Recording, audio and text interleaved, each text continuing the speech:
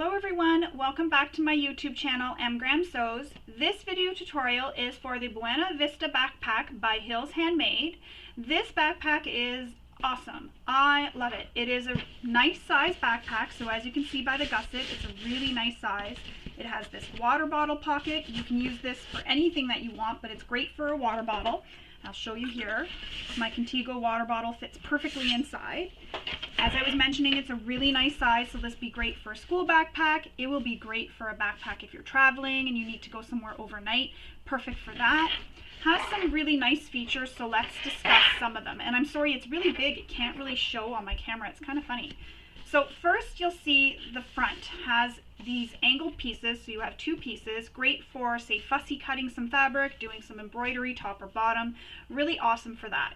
Then you have this angled pocket here, and this is a pocket, so your phone can fit inside, maybe your wallet if you want to put it in there, or some pens, anything that you want. So you have that angled pocket there with the zipper cover, which I like because the little zipper pull dangles down. Then you have these handle covers here on your handles, so you can carry the bag by these handles here if you choose to. And I added some rivets just for some extra decoration. On the back of the bag, there is another angled zipper pocket again. This would be actually really great if you're a traveler and you're out doing some sightseeing and you want to keep your wallet or your passport or your phone or anything safe. You can put it in this back pocket because this is going to be right against your back. So you could put it right in this back pocket. And I used the same material for my back pocket as I did for the tops of my bag. Then you have your straps for your backpack here, and again, on this overlay cover here, I added some more rivets, more of these daisy rivets. Has the nice wide gusset, double zipper pull on top, and the bag opens up nice and wide, and you can see inside. So on one side here, I'm just going to turn this out, on one side we have some, just trying to turn this out, get this pulled down. We have some card slots, so you have 1, 2, 3, 4 card slots, so great for your cards. You have a slip pocket there, and then under that there is a mesh pocket here, and it's hard to see because my mesh is the same color almost, it's blending in. So there's the mesh pocket, and I divided it, so there's 2 divided mesh pockets. Then you have, on this side, this nice big slip pocket, so you could slip, say, some folders in there, or maybe a device will fit in there. So that's a nice little option. And then you have your interior zipper pocket here as well. So lots of pockets, lots of ways to stay organized, lots of great little spaces. It is finished with binding, as you just saw as I was flipping it out. I like binding because it gives it that extra bones to the bag. It makes it like a skeleton so that you can really have that nice shape, and it helps hold it up nice. Just adds that extra bit of structure. I really like it.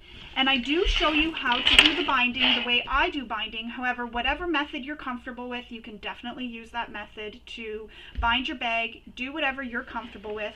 But I promise, this is a really fun sew. I really enjoyed it, and I loved making this bag, and I really, really love this bag. I made it as a Christmas gift, but I'm kind of having this. I don't really want to give it away. I kind of want to keep it for myself. I don't really use backpacks, but I just love it so much. I just think it's so pretty, and it's such an awesome design. I love it. I love these 2 panels like this. It's really unique. I really enjoy this, and I hope the person I give it to really loves it too. And I know whoever you make this for, whether it be for yourself or if you're making it as a gift as well, whoever you're making this for, they're going to love it too. It's a great bag. So I'm going to walk you through all the steps of making this bag. But before we get started, I wanted to make a note of a few things.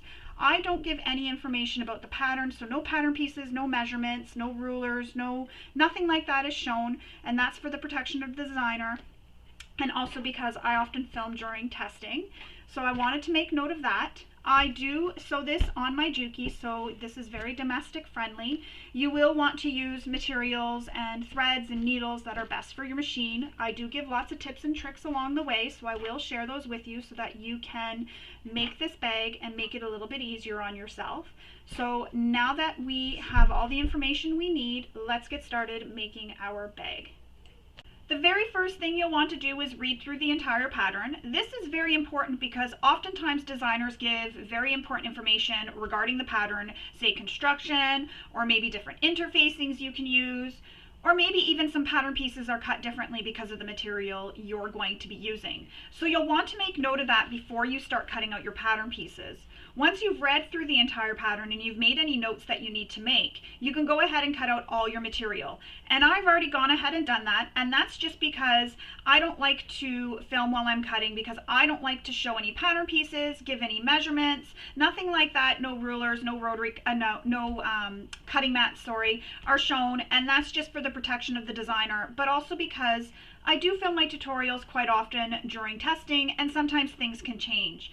It also takes me a little bit longer to cut because I'm not as fast anymore, so I don't feel like I want you to sit there and watch me cut a whole pattern when it can take hours. I don't want my tutorials to be longer than they already are. So once you have everything cut, you can go ahead, because you have read ahead, and make any marks that you need to make as well.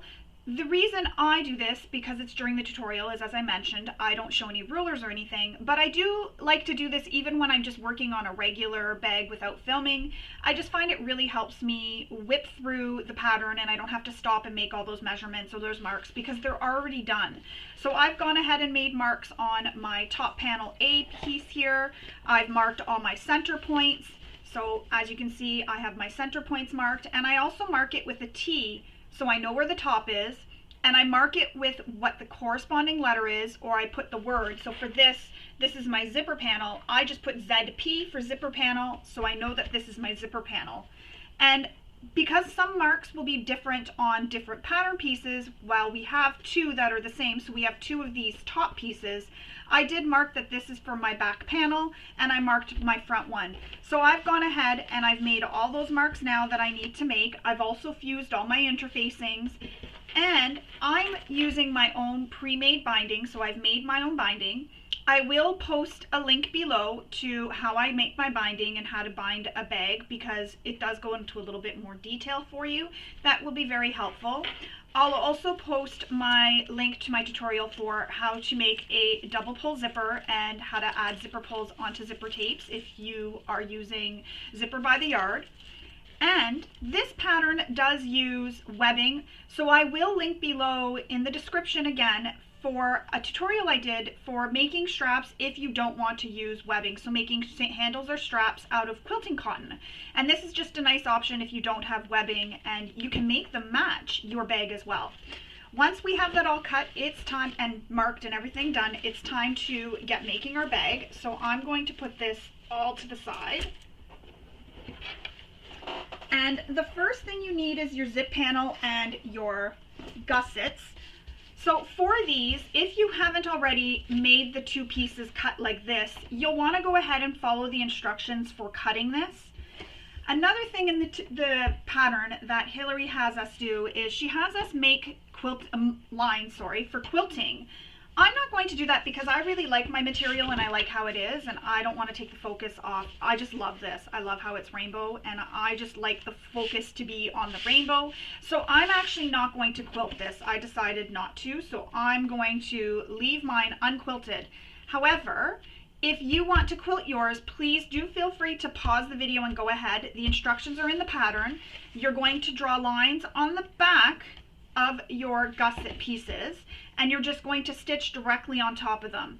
And you're going to be stitching from the foam side. That's the side she has you stitching on. So if you're stitching with this down, you can stitch with it and you can draw your lines on this side if you prefer, but because she has you doing it on this side, remember that what is in your bobbin will show up on the right side. So make sure you have a thread in your bobbin that you want to show up on the right side. However, if you want, you can use chalk and draw on the right side of your fabric, and then you can quilt from the right side. So you can use, like I would, a white thread on this side, because I always have lots of white thread and I don't feel like it's using up my colorful threads. So again, if you want to quilt, you can go ahead and quilt. You'll notice that my center marks are already made on these, and I've glued these the foam to my gussets and to all my pieces so that I don't have to baste it. So that's holding it in place. And all I did was use a washable glue stick, and I just put the glue all on the foam, and then I laid my vinyl down, flipped it over, and with my iron I dried the glue so that it would help stick to the foam. And that's what I did for all my pieces with foam, so including my exterior top and bottom as well, I did the same thing. So just a little trick, if you don't have a washable glue stick, you can use basting spray, double-sided tape, and that's for if you have foam that is sew-in and you just don't want to do your basting stitches all the way around. So that is that. You also need to cut your mesh for the exterior pocket. So that is, I have two of them here. This one here. So for the exterior pocket, there is a measurement given in the pattern for what size to cut it. And you want to use some double fold bias tape. You can use fold over elastic, or you can use waterproof canvas, anything you want for the top and bottom of this pocket. So I'm going to go ahead and put this on top. So just like this, I'm going to line it up. There's a center line on my elastic here. I'm going to line up the top edge of my mesh pocket with the top edge, with that middle line of the binding. And I'm going to do that on both sides, just on the edges, the side edges here, just to get it started. So I've placed it, the top edge of the mesh, right in line with that center mark or center line of my fold over elastic.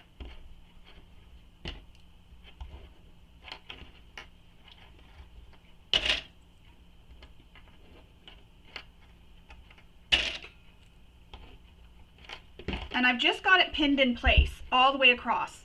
And we need to add it to the bottom as well. So I have one piece here that I'll have to trim it to length after because I forgot to cut two. I only cut one, so I'll trim it to length. And I'm going to do the same thing, line up that sides first, the side edges, and clip it in place.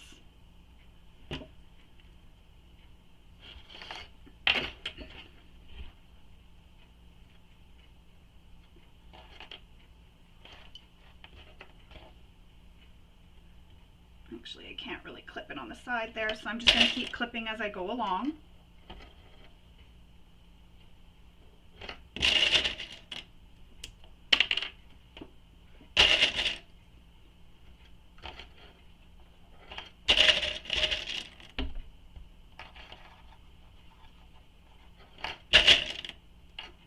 And then once I get it all the way across, what I'm going to do is I'm going to trim this elastic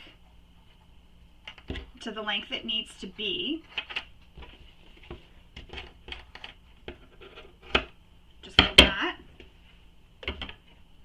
Now I'm going to sew across the top edge here. Just to sew it in, you're going to top stitch it across. And you don't want to pull on your elastic or pull on anything here while you're doing this. You don't want to stretch everything out. And if you want, you can use a thread that matches the elastic or material you're using for your binding. I'm just using a black thread because that's what I'm stitching my whole bag with.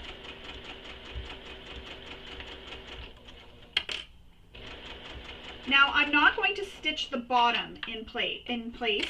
And the reason for that is because we're going to be attaching this to the bag, and I don't want to have a whole bunch of stitching that I got to try and stitch directly on top of. Not that I'm not confident in my sewing, but I'm not confident. Let's be honest with myself.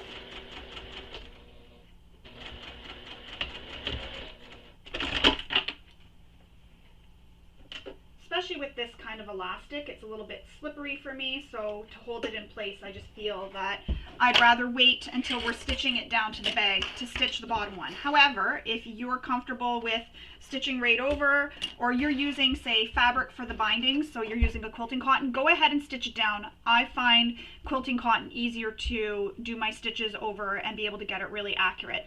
But that's how it looks so far. That's my top edge sewn down with the fold over elastic over top. Now again, you may have used quilting cotton, waterproof canvas, maybe even some vinyl that you have over top, and if you feel like you're okay with stitching the bottom side, go ahead and stitch the bottom side. We'll top stitch over top of those when we attach it to the bag.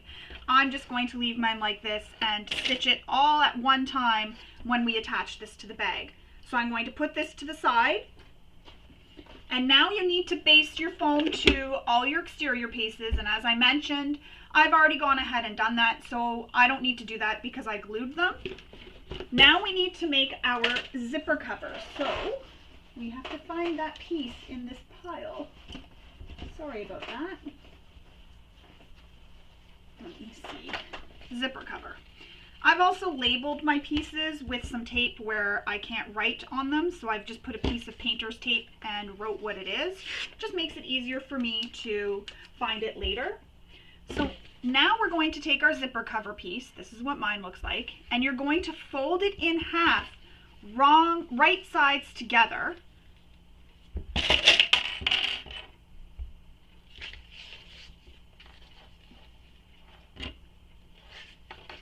And I'm going to clip it at a few extra spots in between the sides just to really help hold it. And then we're going to sew the short ends using the seam allowance given in the pattern. So both the short ends.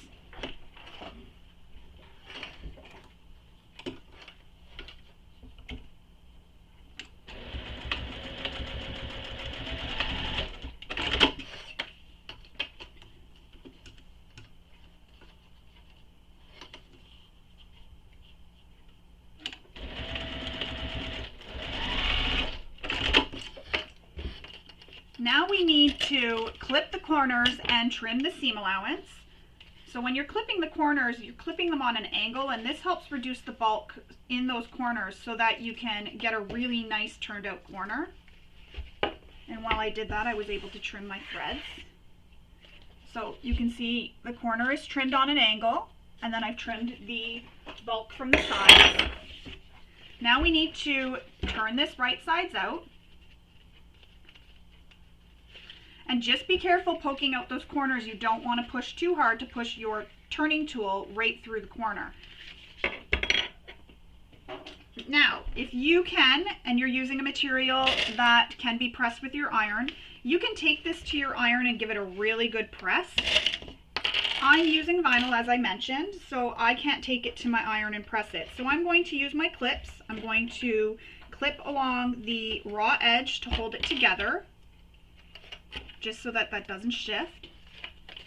And then that helps with the top edge here. So now we need to top stitch around all the edges. So use your favorite stitch length for your top stitching.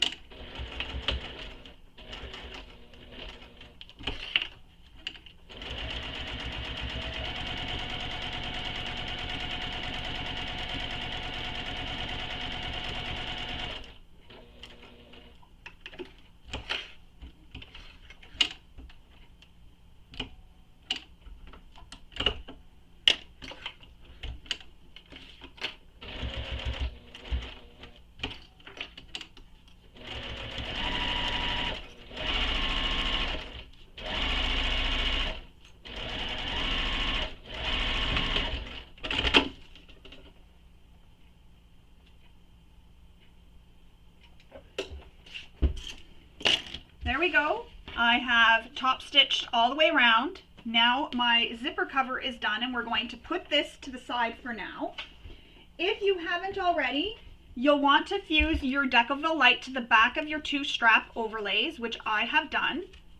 And then once you have that done, I just like to clip everything together just because it keeps them from getting lost. So I'm even going to clip my handle cover to my strap overlays. That way there I don't lose that. Just keeps it all together. Now we need to make our exterior back panel. For this, we need to grab our exterior back panel zipper. So I have this labeled here. And I've got all my zippers clipped together, and I've already put all my zipper pulls on, but I've labeled it with what zipper is going to be used for what. I need 2 of my zipper tabs, and we're going to make our back pocket zipper. So just remove my little bit of tape. Now we need to add the zipper tabs to the ends of the zipper. And before I move on, just need to grab our back panel pieces. Just seeing this in the pattern. So your back panel pieces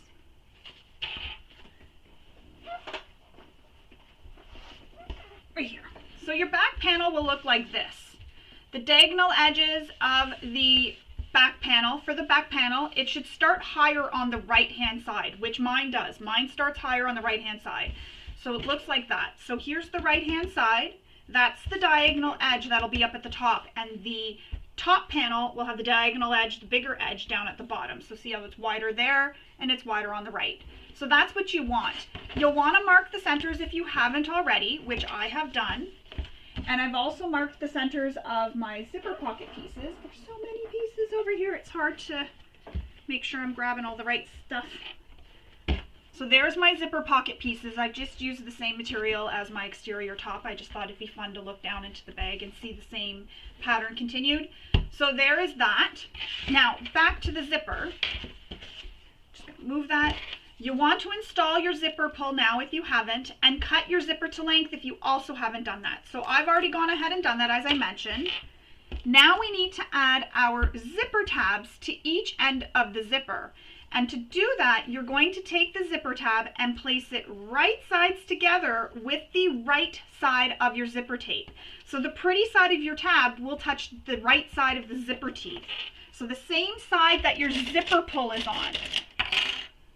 We're going to pin these on the edge, so you're lining up both raw edges of the zipper and the zipper tab. You're lining up those short raw edges. Once you have that all pinned, just like that, so you see how there's the right side when I flip it up, shows the right side for both, but right now I'm seeing the wrong side of my zipper tab. I'm going to sew these with the seam allowance given in the pattern. Don't forget to return your stitch length back to the length you like to use for stitching if you changed it for top stitching.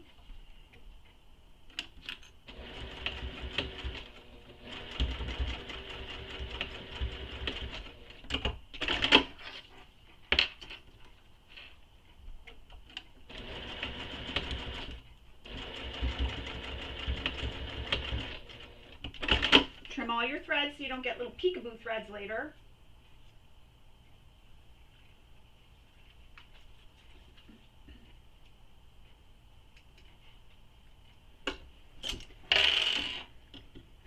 And then what we're going to do is flip these tabs so you're now seeing the right sides of both tabs on your zipper. Mine's kind of shiny so you see it in the light. And we're going to top stitch along the tab using the seam allowance given in the pattern. So return your stitch length back to the length you like to use for top stitching. And don't forget to back stitch too.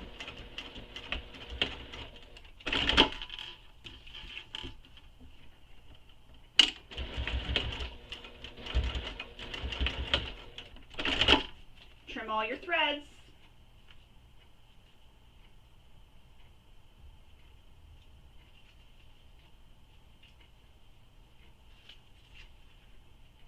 It looks like I'm probably cutting over my floor, but I promise there is a garbage. However, I'm sure 50% land in the garbage and the others end up on the floor.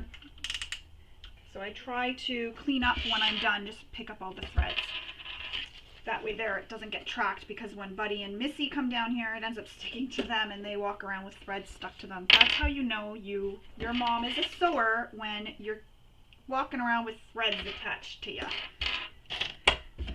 So there is my zipper with the tabs attached. Now we need to mark the center of the zipper. So I'm just trying to find my chalk pen. So line up your zipper panels, your zipper tabs on the ends, and then mark the center of your zipper. And I just like to use some clips here. I'm going to help hold it in place I'm going to move my zipper out of the way, my zipper pull out of the way a bit. And we're just going to fold it in half and find that center mark. And I just like to press with my fingers. And then I'm going to use some chalk because I can see where I pressed.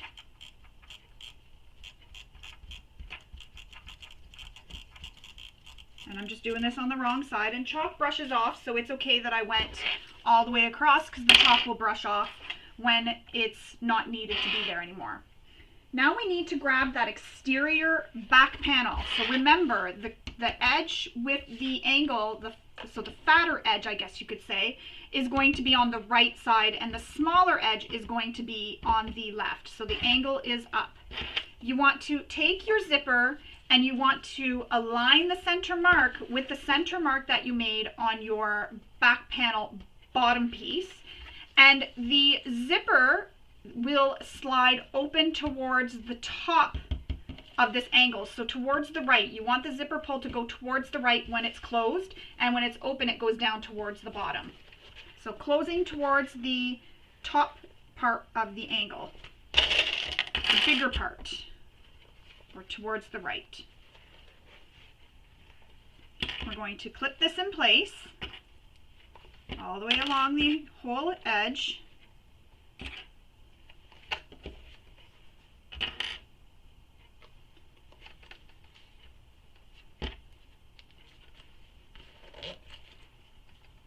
Now your zipper pull, you'll notice, will cause a little bit of a bubble where the pull is, and that's normal. That's because it's got to make room for the zipper pull, the tape, so that's why it does that. I'm just relining it up because it shifted on me a little bit.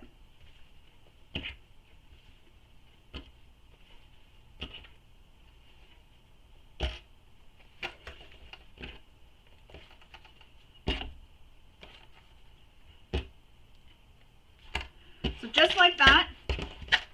So again, when it's open, the zipper pull will be at the bottom. When it's closed, the zipper part will be at the top here on the right side. So now we're going to sew this using the seam allowance given in the pattern.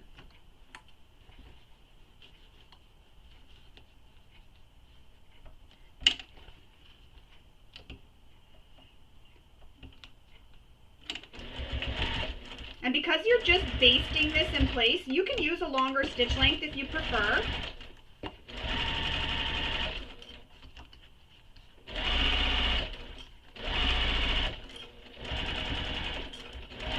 The basting stitches just helps hold the zipper in place.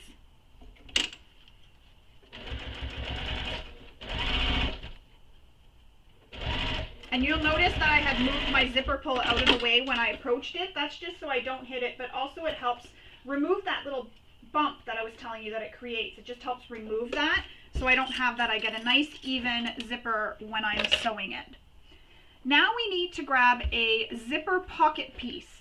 So the pocket piece that you want to grab will be angled the same way as the back bottom, but it will be right sides against the wrong side of the zipper. So see how it looks here? Both the angles go the same way, but the right side or pretty side of my fabric is going to be against the wrong side of the zipper. So this is right sides down.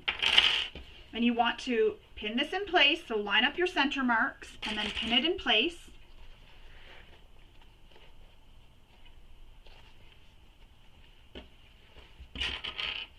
And you're going to do this all the way across.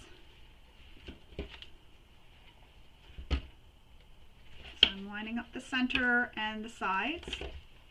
And then we'll sew this with the seam allowance given in the pattern. And again, move that zipper pull out of the way when you approach it so that you don't hit it.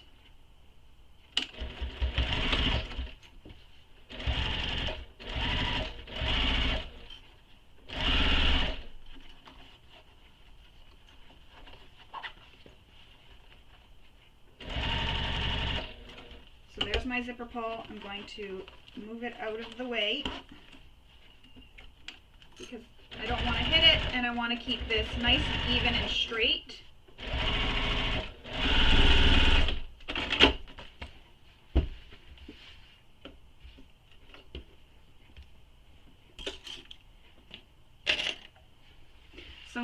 going to flip this so that the pocket is wrong sides together with the wrong side of the bottom. So just like this. So now my zipper is facing up.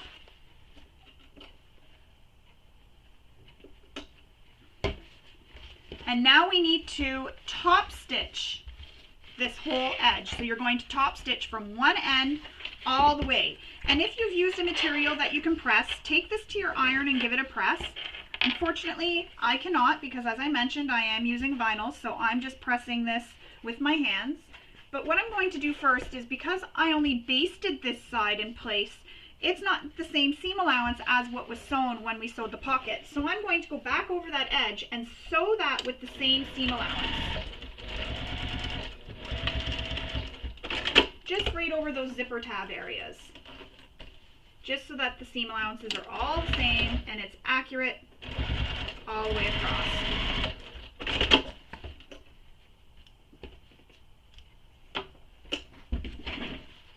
So now when I press this back onto itself, I can tell the seam allowance is going to be the same. It's not one side is lower than the other. Oops. So now I'm going to top stitch, as I mentioned, straight across all the way from one end to the other.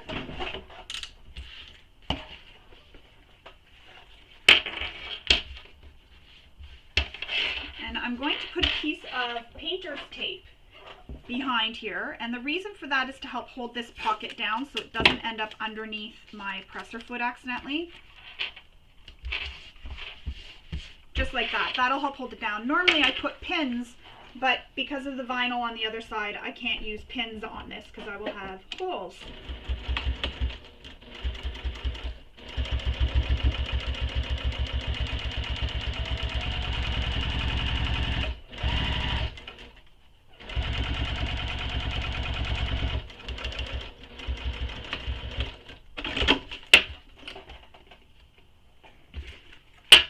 You can leave that tape there for now while we continue sewing the rest of the back panel. Whoops.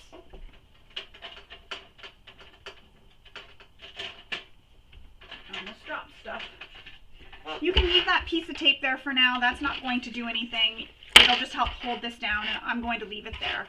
Now that we have that top stitched, we're going to take the second pocket piece and we're going to place it right sides together with the wrong side of the zipper, but against the right side of the previous zipper pocket. And you're going to line up the side edges. This means your centers may not line up, and that's okay. So you're lining up the centers of the sides of the zipper pockets. So line them up. So make sure these edges are nice and flush.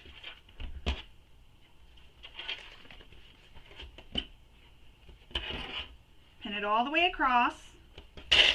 And if you find it helpful, you can even use some double-sided tape here to help hold this in place. Once you have those side edges lined up, you can then baste along the top of the zipper tape. And you can still use your top stitch length here if you prefer. Slide my pull out of the way.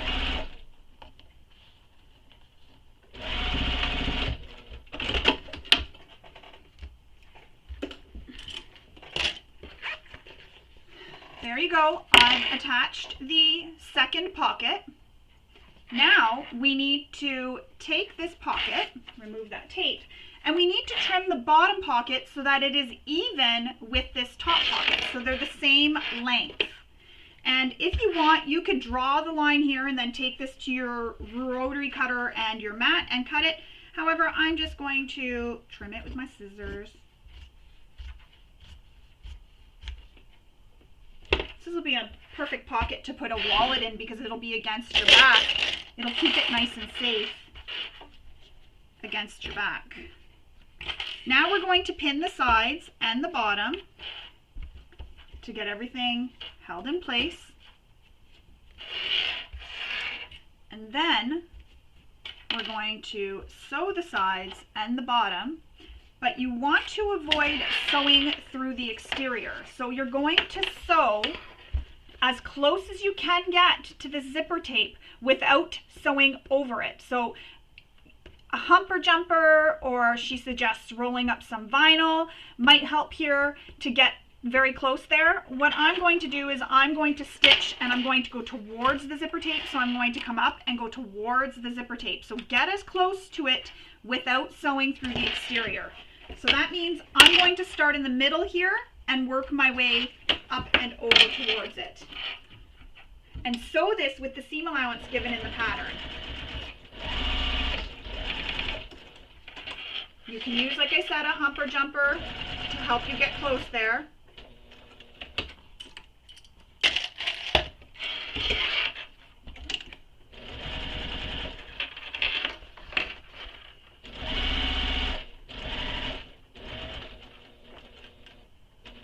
So get as close to the exterior as you can without sewing over it.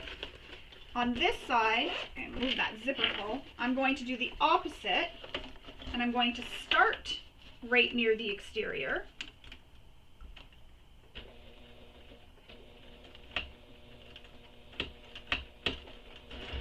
And I'm going to work my way down and back over to the center where I started on the other side. And this just prevents the shifting. I like sewing it this way because it prevents my pocket from shifting as I'm trying to come down this way, go across, and go back up. Sometimes I find when I do that, it'll start shifting over here and nothing. The sides and corners won't line up, so I just like doing it that way. However, you can definitely start at one end, go all the way around, and come up and stop on the other side if you prefer. So there it is. The pocket is now sewn.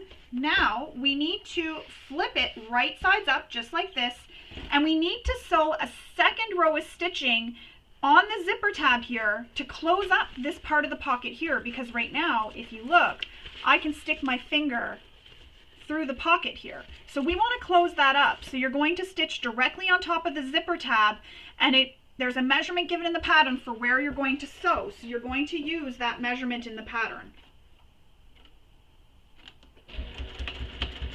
And start and stop right before you hit that bottom panel. You don't want to sew over the bottom panel. So I'll show you. I don't know if you can see it, but I stitched here and I stopped right before I reached the edge of my bottom panel. I didn't stitch over the bottom panel at all. You don't want to stitch over it.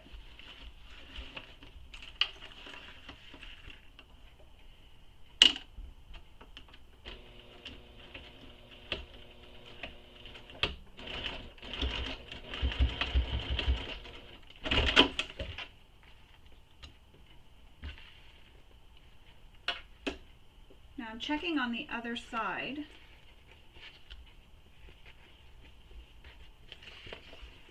And for some reason that didn't catch, so I'm going to stitch back over my top stitching. So if it doesn't catch, you can always stitch back over your top stitching, because it didn't catch on the side here because it wasn't far enough over. So I just stitched back right directly on top of my top stitching here, and you'll never know, you'll never see it. You'll know because you're watching the tutorial, but when the bag is completed, you'll never know because I've stitched directly on top of that. And what that did was it closed that little hole. Now I can't stick my finger through. It closed that little hole, and there's a small smidge of a gap here, but nothing will fit through that there. That small smidge, that's a very small little gap. All right, moving on. Now that we're done that bottom portion, we need to attach the exterior top panel to the exterior bottom. And remember, you have pieces that are angled and you want the angles to line up. So what we're going to do is we're going to place it so it is with its center mark. Uh-oh, I just gotta find this. There it is.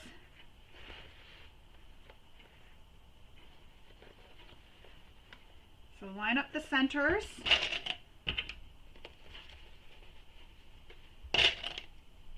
Pin it in place. And I'm just making sure my center marks are still all lined up.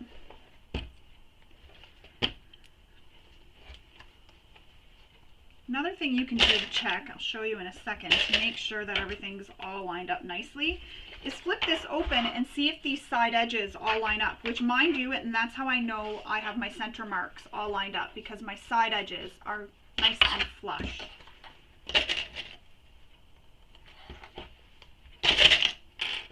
Pin this in place, and then we're going to sew this with the seam allowance given in the pattern. And if you're at a top stitching length right now, change it back to the length you like to use for stitching a bag together.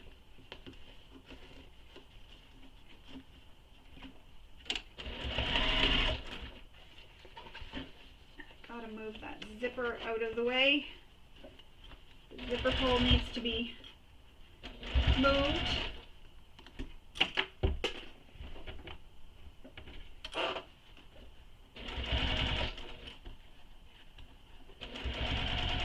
And I'm far enough, so now I'm going to shift my zipper. Shift my zipper. I hit my foot on my pedal, so I'm just readjusting. I shifted my zipper pull back up so it's out of the way completely.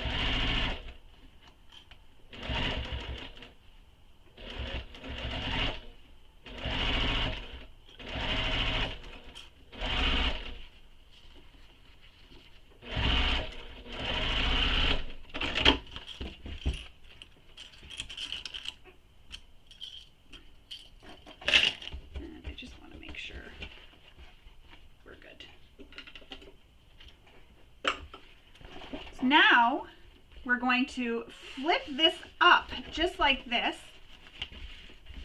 and we're going to top stitch across this edge. And again, if you're using all quilting cottons, you can go ahead and take this to your iron and press it with your iron. I haven't, so I'm just finger pressing it. I also have a roller that I could use, but I'm just going to finger press it. Seems to be okay. And then I'm going to top stitch. Oops, my foot pedal's shifting around on me. I'm going to top stitch from one end all the way across. And just make sure that your zipper part here that you stitched, the zipper is facing up towards the top panel too. So you're stitching through all those layers.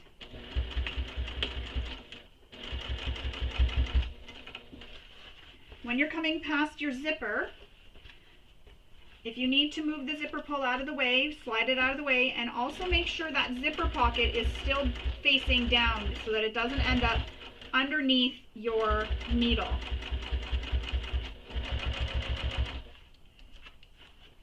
And I just keep feeling to make sure this seam is pressed up.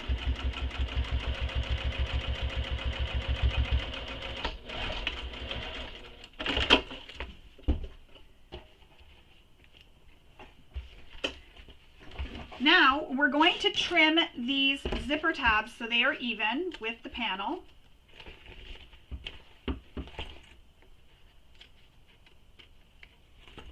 So just trim your zipper tabs so they're nice and flush with your exterior back panel sides so that everything is nice and even.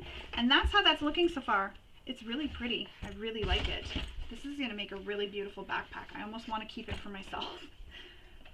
Next, you're going to take your webbing, just trying to find mine, that is for the back, to make your luggage strap. I'm not going to add a luggage strap because, sorry, I've dropped stuff.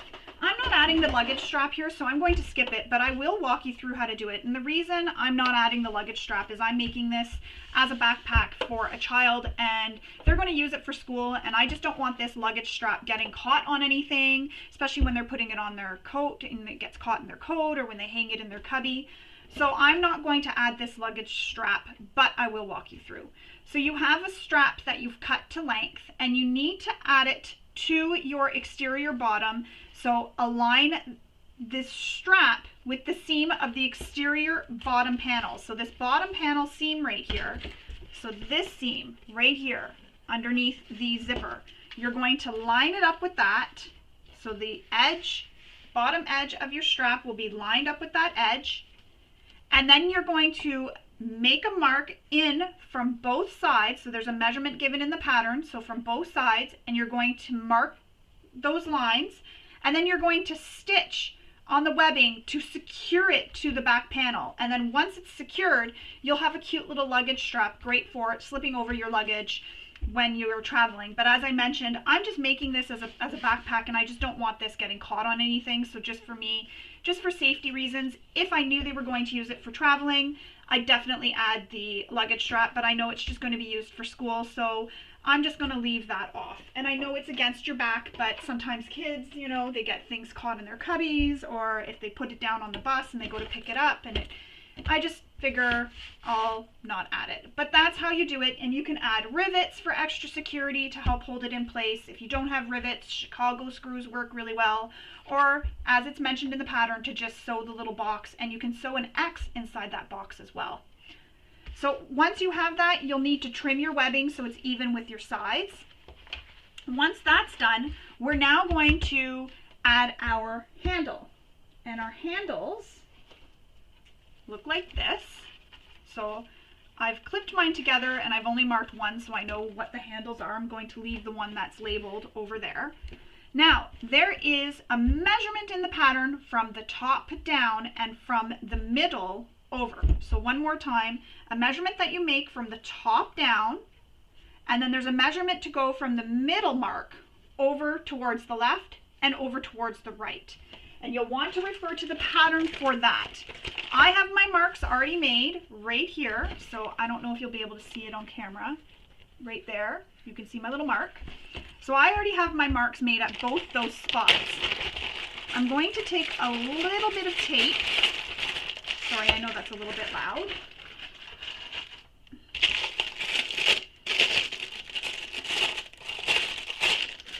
Going to take a little bit of tape, and I'm going to place it on the end of the handles, both ends. If I can get this to peel back, there we go.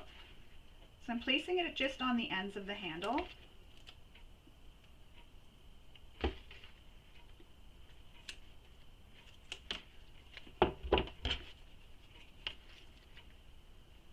You can place it on those marks too, but I'm just going to put it on the handles. Now we're going to place the handles at those marks.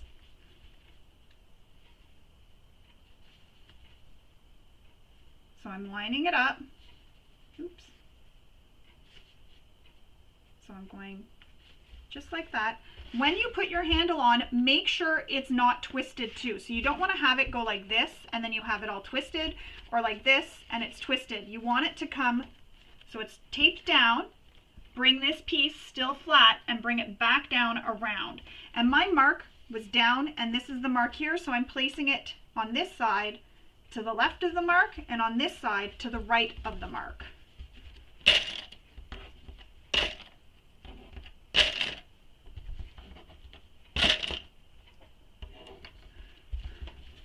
And your webbing may look a little bit different on your bag because you may be using a different thickness of webbing. So it may be a bit different. It may look like the spacing is a bit different. Now we're going to stitch this on. So we're just going to stitch over the webbing, and you're going to sew 2 lines over the webbing. Again, make sure your stitch length is at the length you like to use for structural seams. And I'm just going to sew 2 lines of stitching. I was pressing the back button, but it was only pressing my table. It's kind of funny.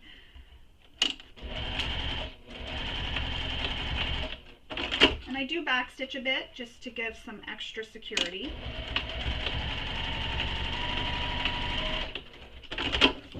Cut all your threads so these threads don't poke out on you later.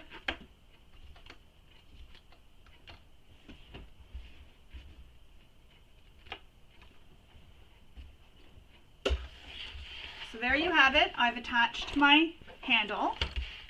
Now we need to take the straps, and these are the longest pieces that you cut. So these two pieces here. And we need to place them so that they're going to be beside the handle. So one each beside the handle. So the long edge of the strap is sticking up off my bag. So I'm going to add some more double-sided tape again to the webbing.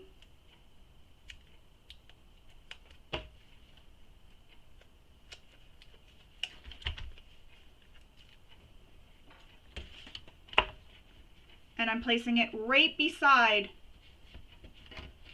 the handles.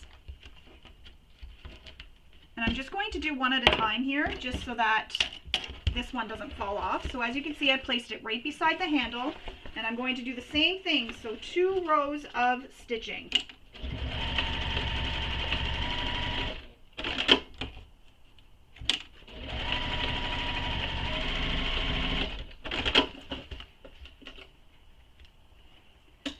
Attach the second one. So again, handle sticks up off the top edge of the bag, or strap, sorry. And these are being placed inside the handles. And again, your spacing might look a little bit different because you've used a thicker webbing, and that's okay.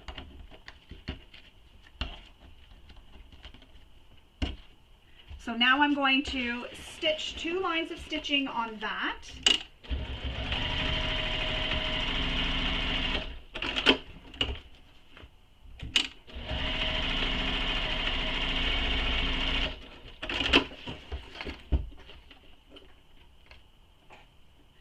So now we have our strap and handles attached. I'm going to just take my handles and clip them together. Roll it up and clip them just so that they're not so dangly, provided I can.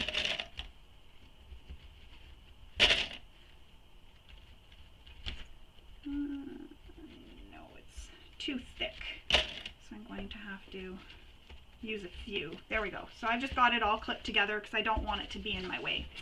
Now we need to take the back anchor piece, it's called. So I need to find mine. Here, yes, this is it here. So this is your back anchor piece. I'm just going to move that out of the way. And you need to make a mark on the wrong side using the measurement given in the pattern. And then we're going to apply a piece of double-sided tape at that mark.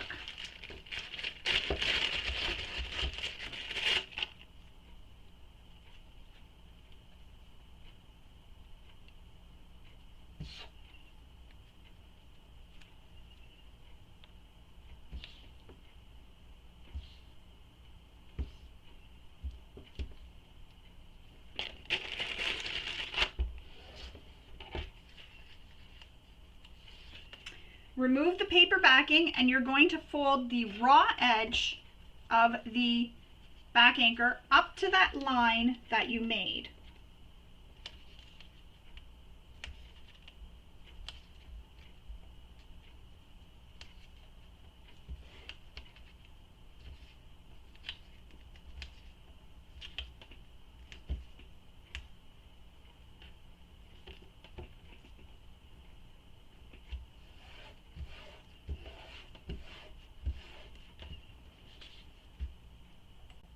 Once you have that raw edge taped up, we can then grab our back panel, and we're going to place this on the back panel. So you're going to place the edge that's not folded right side down below the edge of the webbing. So right along the edge. So you're going to line it up with the webbing. Oh, I'm looking for my clips, but they're right in front of me. So the webbing here, that's the bottom of my webbing, and I'm lining up the raw edge of this back anchor piece with the raw edge of my webbing. And I'm just clipping it in place, so just add a couple clips. And if you're using a material that you can use some pins, you can go ahead and pin it in place too. Now we're going to sew this with the seam allowance given in the pattern.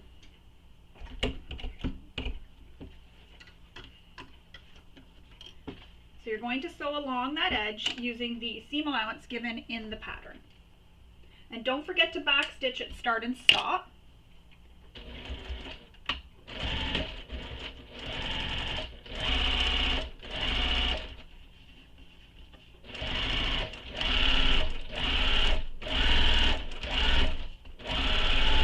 If you're finding it hard to keep an accurate seam allowance, you can always draw your seam allowance on this back anchor piece, and that way there you'll just stitch directly on top of that seam allowance. Now we're going to take this and we're going to fold up the anchor piece, and that's going to cover these bottom raw edges here. So we're going to fold it up, and you're going to sew a second row of stitches just below here. So you're going to stitch on here at the bottom here, you're going to top stitch along the bottom, and you're going to also top stitch along the top edge. And to help hold this in place, I'm going to use some double-sided tape. Keep your straps nice and flat and in place where they need to be, so maybe use a few pins or clips to help hold everything nicely and neatly in place. You don't want anything shifting around on you. Find the edge of the tape.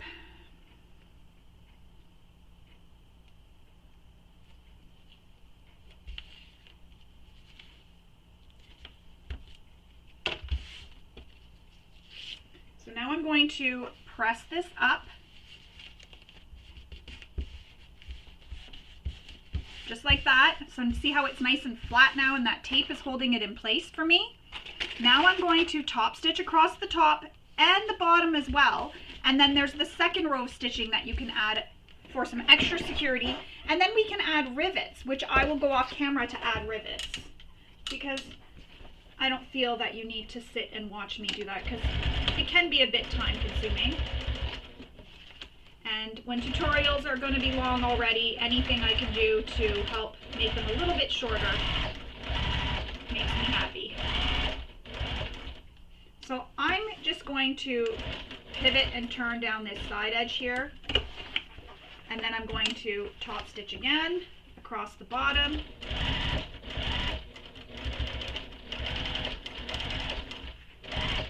And I will add that second row of stitching. I'm going to pivot. This way here I don't have to have all this back stitching while I do here.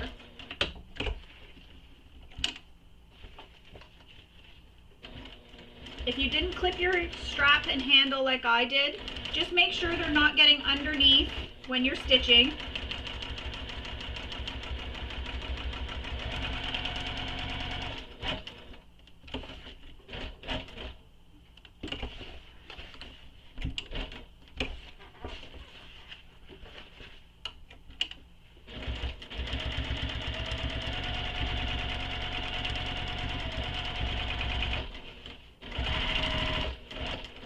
And I'm going to come back up this side edge and I'll hide my top stitching, or my back stitching there. That way there's no back stitching. I mean, I did do back stitching on the one end. I'm going to trim off the excess to the back anchor piece. So we want to make it flush with the sides and the top, sort of at the top. It's kind of the curve at the top. So you want to do that. Now, as I mentioned, I'm going to go off camera and I'm going to add some rivets, but I've did my top stitching, I did 2 rows and then 2 rows at the bottom. And that's enough if you want. You don't have to add rivets. You could also sew a little box over where your strapping is if you don't have rivets. So sew a box and then sew an X. And I'd sew a box in between the bottom stitching at the top and the top stitching at the bottom. I just sew the box there and sew the X, and that'll help give some extra security to your webbing behind this back anchor. So I'm going to go install my rivets, and then I will come back and we will continue on with constructing our bag. So I went ahead and installed all my rivets how I wanted them. I used some pretty rivets to match. So I've installed those. If you want, you can use a piece of scrap interfacing behind your rivets just for some extra security. I didn't, because I'm going through all the webbing and everything, and I didn't want it to be too thick where my rivet wouldn't go through. So now the rivets are installed. We can put this to the side for just a moment. I'm just tucking in my straps into that zipper pocket to help hold it in place. Put those to the side for now. Grab your two strap connectors and your D-rings. or rectangle rings, whatever you've chosen to use. You're going to slide your strap connector through the D-ring, and I'm going to say D-ring, but it's hardware, whatever hardware you've chosen to use. And I'm going to clip it. So again, slide the D-ring onto the strap connector, fold it in half so those short raw edges meet, and just add a clip. We'll baste this together just so that they don't shift on us when we're adding it to the bag. So I just baste the ends together.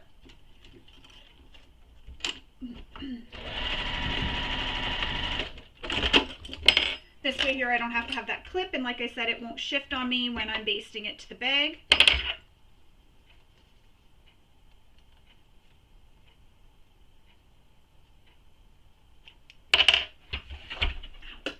Got caught on the edge of my tape. Now we need back our back panel, so grab back that back panel. And you need to place these at a measurement up from the bottom of the bag, and you want to angle your connector just slightly. So I made the marks on the back of my bag so that I wouldn't have to do it on the front, and I'm going to angle this so that they're angled up. So when they're on, they're pointing in towards the bag and they're angling up. And I'm using that mark to place the side edge. So there's my mark, and I'm placing the side edge at that angle.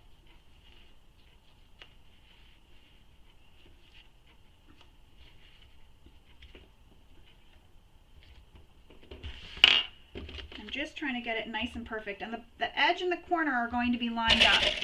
The edge bottom here corner of the anchor, or the connector I mean, will be lined up with that line you made. So there's my mark, and you can see this bottom corner is lined up there, but I have this angled, as you can see, so it's just angled up. You can angle it a little bit more if you want. Excuse me. You'll want to angle them both the same. It's not exact. No one's really gonna take out a ruler and notice, but just about the same. So just sort of eyeballing to see how it looks.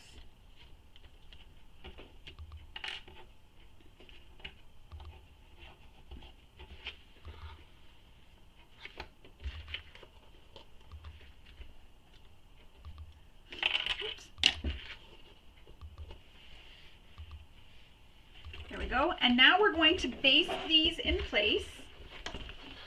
So baste it along the side. And I'm going to back stitch a bit just to add some extra reinforcement there.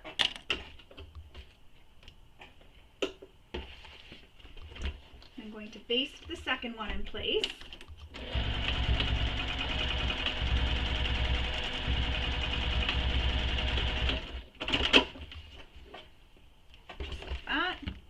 Trim your threads. Now you want to trim the excess webbing from the side edges just so that it's flush with the panel.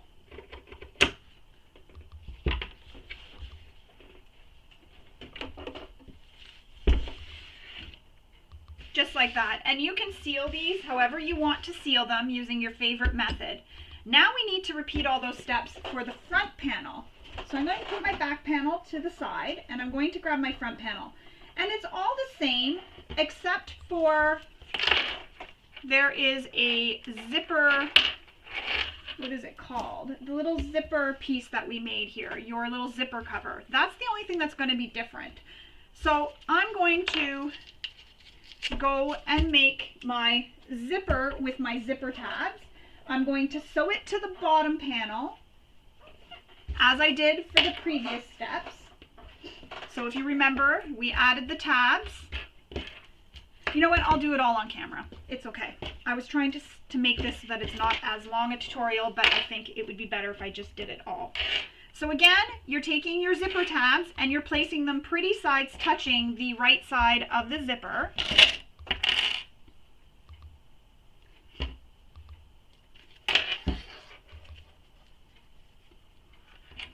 And all the steps we're repeating are 1 through 12, so I've got to go back and look and see what my seam allowance is for this.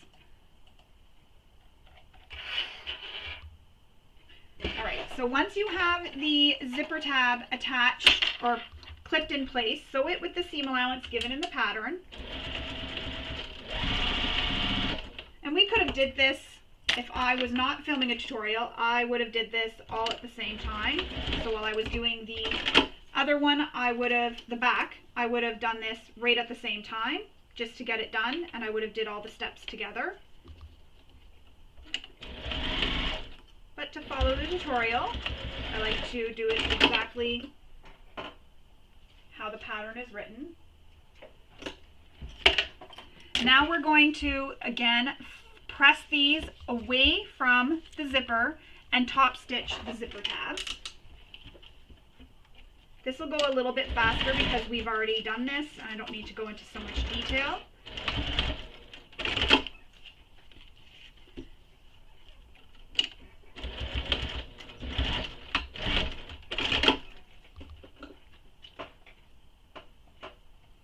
Weird because I'm actually making this bag now in April so that it can be a Christmas gift.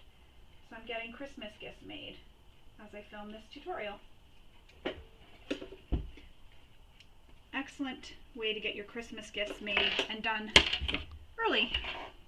So this back panel, if you'll notice, the wider part is on the left side now on the bottom panel, and the wider part on my bottom panel is on the right side. So this zipper needs to be facing the opposite way. So when it opens, it needs to go towards the wider part of the panel. So my zipper goes up towards the left. Now, we also need to mark those center points on this zipper. So same thing we did last time. And I already have my center marks, remember, marked on my finger's covering it, marked on my back panel, so I don't need to do that.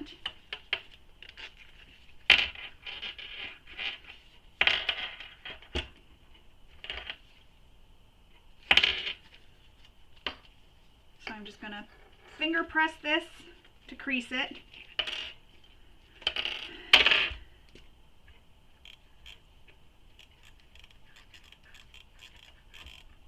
There we go.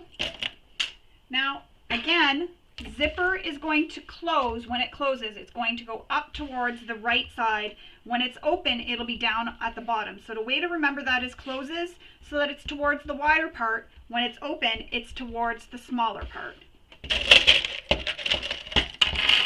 Clip this in place, line up your center marks first.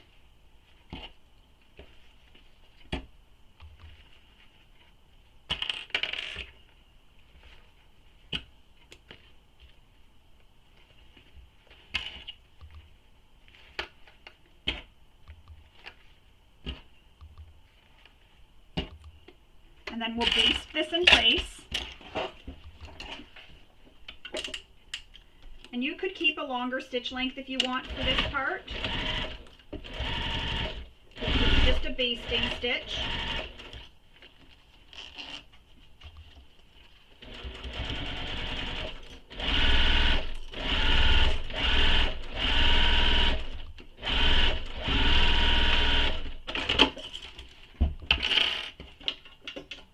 Now we need to take that pocket, so the exterior pocket C-piece, and we're going to place it so it is right sides against the wrong side of the zipper, sorry. And remember to line up the center mark on your zipper with the center mark on your pocket. Clip it in place, and then we'll sew this with the seam allowance given in the pattern.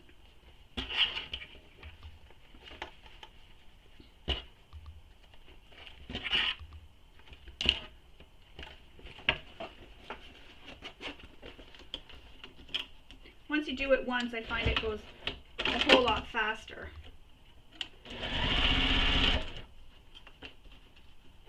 And I'm starting right on the tab end because remember the last time I didn't, and it wasn't accurate seam when I was pressing the panel. So I'm starting on the zipper tab when I'm sewing. I'm going to slide my zipper pull out of the way now because I'm far enough away where it doesn't get in the way.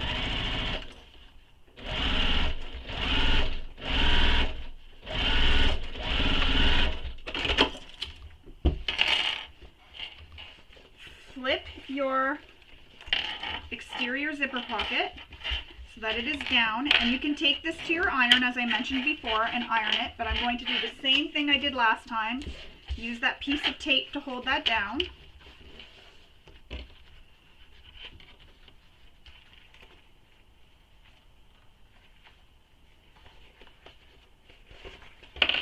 And I don't think I went all the way across, even though I stopped on the, oops, stopped at the pocket, so I just got to finish sewing the rest of the way. Oops, daisy.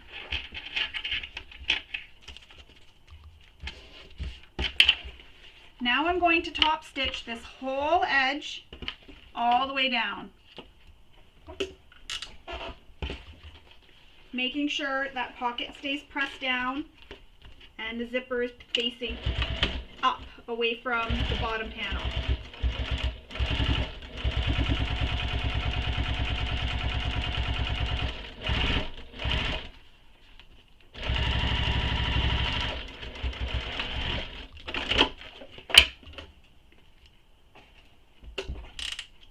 Just returned my stitch length back to the length I like to stitch with. Now we need to line up the pocket, so we're lining up the sides, remember? And it's going to be right sides together against the right side of the pocket that we already attached. So clip it in place, and remember your center marks may not line up, and that's okay. As long as your side pockets, the sides of the pockets line up, that's what's most important.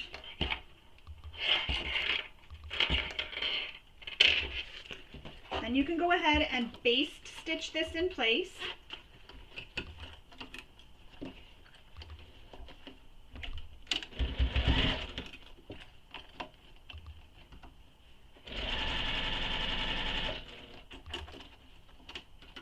As soon as I'm far enough, I like to just slide that zipper pull out of the way. It's good to not hit it and also get rid of that little hump it causes.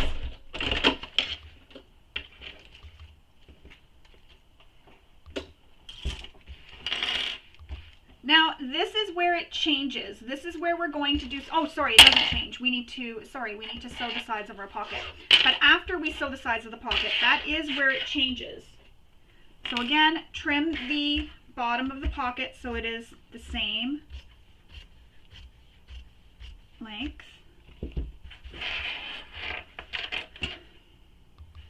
And remember, we're sewing the sides, but we're not sewing up over the exterior, so we're going to stop just below that exterior.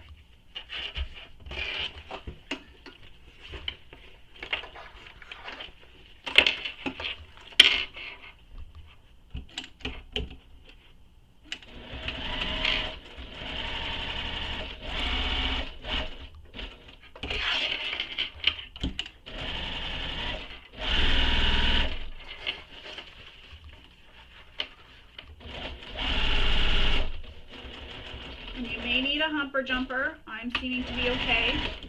My foot gets as close as it can without going over the exterior.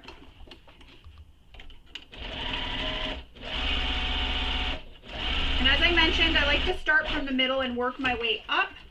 This just makes it easier for sewing. Here I'm going to stop because it's going to make it really hard, and I'm going to come the other way, which I should have done to start with, but I didn't.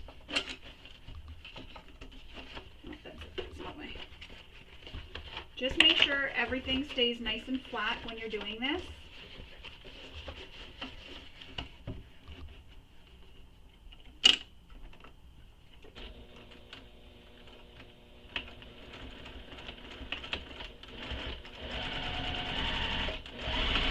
And as I mentioned, normally I would start here and come back around. I was forgetting and didn't. And I didn't quite sew up high enough, so I'm just going to come back over and redo this.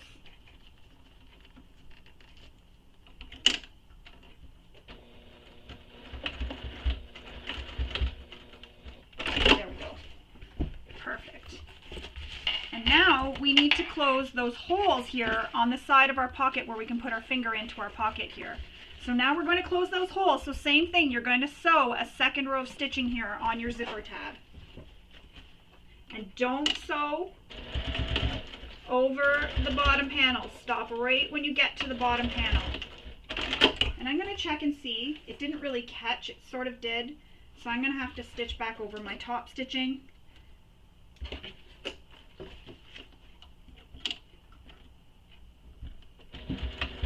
Just being very careful to stitch right over that top stitching. There we go, perfect. And I'm going to have that same issue on this side, but I do want the 2 rows of stitching, so I'm doing it as per the pattern. And then I'll go back over and stitch over my top stitching. And you can do the same thing if yours didn't catch. It just slightly catches it. It's the angle. It didn't quite catch the top of the bottom. Oh no, it caught the bottom, not the top, sorry. Because of the angle of the pocket. Trim all your threads, and now we have this pocket attached so far. Now this is where it gets different, so I need to go back to where we were in the pattern. So just let me scroll all the way back down to where we need to be. All right, so this is where it gets a little bit different than the front, or the back. We were adding the top part on the back next, but for here we have this little zipper cover that we need to attach to the back here, or to the front, sorry. So I'm just going to get my Clover Choco out, or my pen out again, and I'm going to remark my center, because remember this center doesn't line up with the center that we had marked on our zipper tape. So I just want to remark my center, because that is very important to have. So now I have my center mark, and I just kind of did a little squiggly over the other. We're going to take this zipper cover panel, fold it in half to find where your center mark is, and you're going to center it on top of the zipper tape. Raw edge of the zipper cover aligned with the raw edge of the zipper tape. Line up those center points.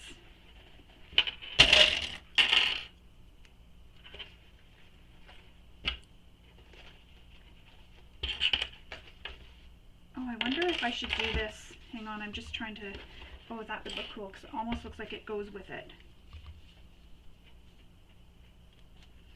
And all the materials that I use, I will link to below in the description for where I purchased them. I don't make anything off giving you this information. I just simply share in case you like what I'm using.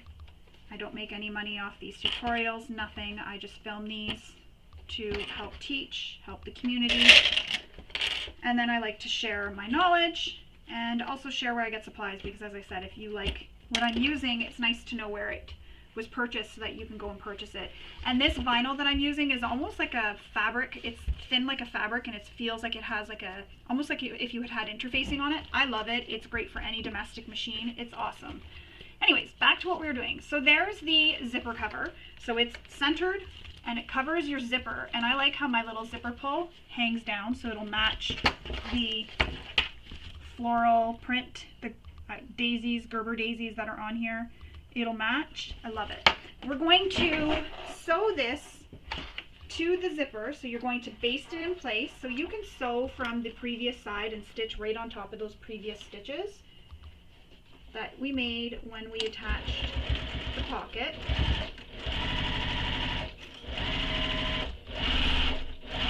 Don't forget, you do have a zipper pull there, so you need to slide that zipper on out of the way.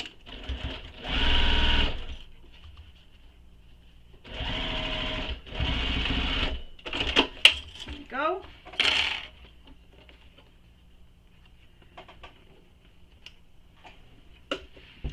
Now we need to lay the exterior top panel right sides down, so right sides together against the right side of the panel here that we just completed, and line up your center marks. And we're going to do the same thing I did previously, which is once I have it clipped, I'll check to make sure that the sides are going to line up, and then if they do, I will know that I centered it all accurately, and we can continue on. So open it up. Nope, I have to shift it a bit. So I'm glad I did that. So maybe my center mark did go here. I think I'm lining it up with the old mark. Yeah, I was. I should have drawn it with a different color so I would have known. That's exactly what I did. I accidentally lined it up with the old mark. I'm glad I checked. So that's what I do. I just fold it up and make sure that these are lining up. Now we're going to sew this with the seam allowance given in the pattern.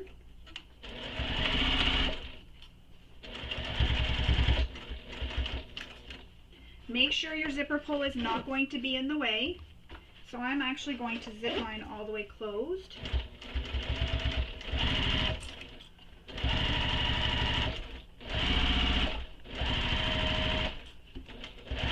All right, I'm coming up to where my zipper pull is. I'm going to slide it past my foot.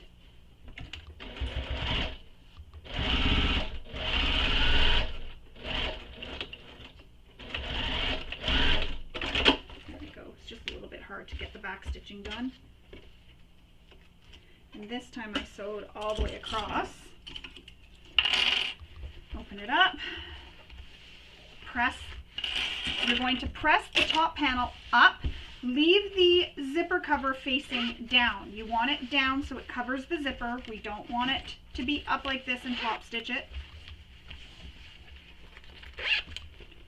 But all those layers underneath are pressed up. So all these layers here are pressed up. They're going to be behind the exterior top. So now I'm going to top stitch this just as we did for the back. Remember, keep that zipper cover facing down towards the bottom of the bag.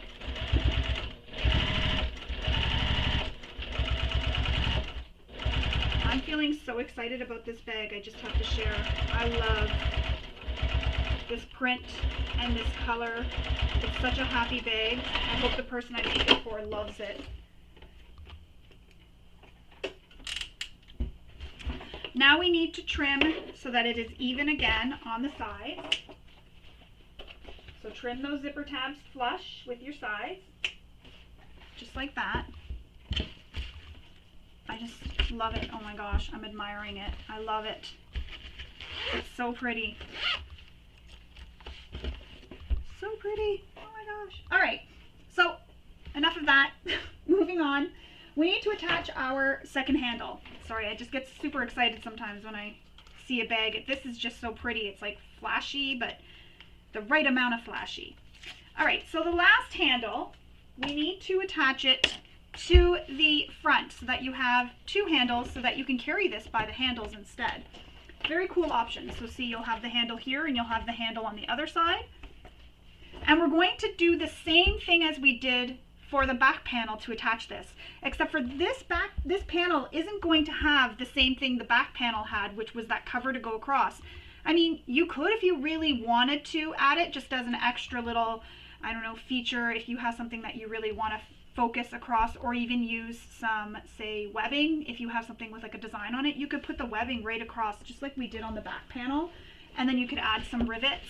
But the pattern has these really cute handle covers that we put over top of the handle when it's attached. And again, I'm maybe using a different size webbing than you are, so it may look a little bit different, but the result is all the same in the end. So we need to take our handle and we need to make those marks. Again, it comes down from the top. I'm just going to turn this. It comes down from the top, and then the mark comes from the middle over to the left and over to the right and over to the left. So you make the measurement down from the top, and then you measure over to the left and over to the right to get your mark. Add some double-sided tape. And don't forget when we're placing this handle on to make sure it's not twisted. And for my double-sided tape, I mention this sometimes in my tutorials, but what I do to make sure that it's easier to come off, what I do is I push it back onto itself, fold it back onto itself, then I pull that extra piece of tape up, or backing paper up, and it creates like a little tab where there's no tape there at all. And that makes it easier when I'm pulling it off whatever I've attached it to, because now I have this little tab that I can just pull and it comes off. You got to make sure though that it's, so you pull and it comes off, but make sure that you've pushed your webbing onto, or your double-sided tape onto the piece that you've put it onto. So putting this at that mark, add a couple clips to hold it at the top. Oops. And then again, so that my handle isn't twisted, bring it down and around.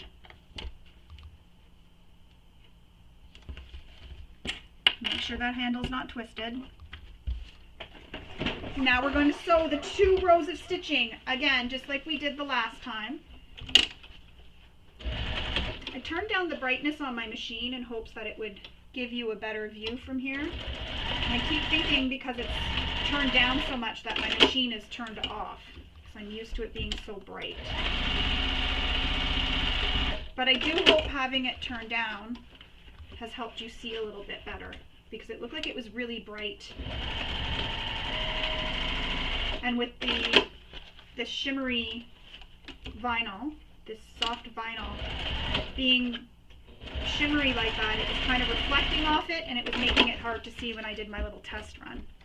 So hopefully this is good for you and you can see. So there's my handle all attached. So again, when we have the bag and we're carrying it, it'll look like this. You'll have the 2 handles and you can carry it that way if you want.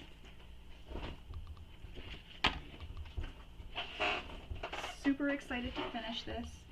Alright, now we need to take the handle overlays, and if you haven't already, fuse your Decoville light to the back of them. We're going to place these on the back over top of these pieces of webbing so that it'll look like that. And there is a measurement in the pattern for where these are going to be placed. I haven't been able to make them because I had to get the strap sewn on first to do that. So I'm going to go off camera and I'm going to make my marks for where these need to be placed, and then we'll come back and we will stitch it all. And once we have it stitched, we can then turn around too and add some rivets, which I will, just like I did to the back panel. So I'm going to go make those marks and I will come back and we will stitch this in place. Okie dokie, so I've got them attached where they need to be placed on the front, and there's a measurement that you use that's from the bottom of the strap or the handle up for where that will be placed, and I've centered it as well, so I just checked to make sure it's all centered. Now we're going to stitch these in place, and if you don't want back stitching, because this is going to be on the front of the bag, what you can do is leave long thread tails and then start stitching. Don't back stitch, go all the way around the whole thing, stop in the same hole you started in, and then leave long thread tails, and we'll pull them through to the back and tie them off. And I'm not sewing this with a top stitch length. I'm sewing this sort of with in between my regular stitch length and a top stitch length, just because I do want these to stay on and not come off. And I'm using the same vinyl here that I used on the rest of my bag for the other pieces. I love how it looks different though depending on where you cut it.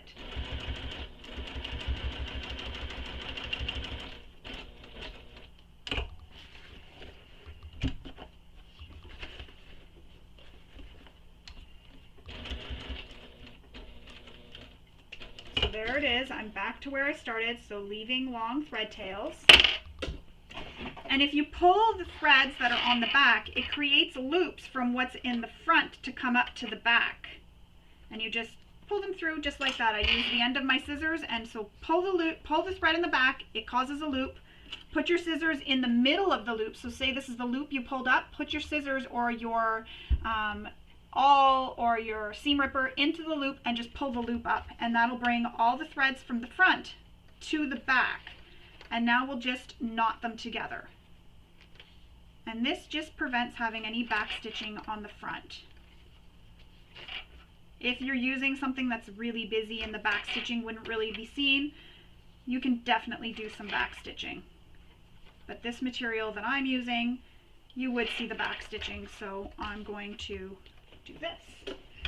Now we need to sew a second row of stitching, so I'm going to do the same thing. Second row of stitching. Here we go.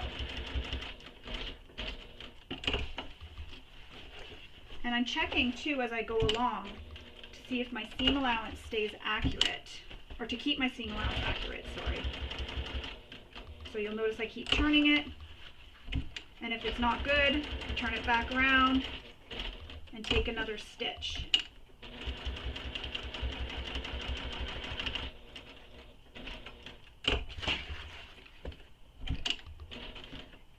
These tails too, what I like to do is make sure they're pointing down so I don't stitch over them.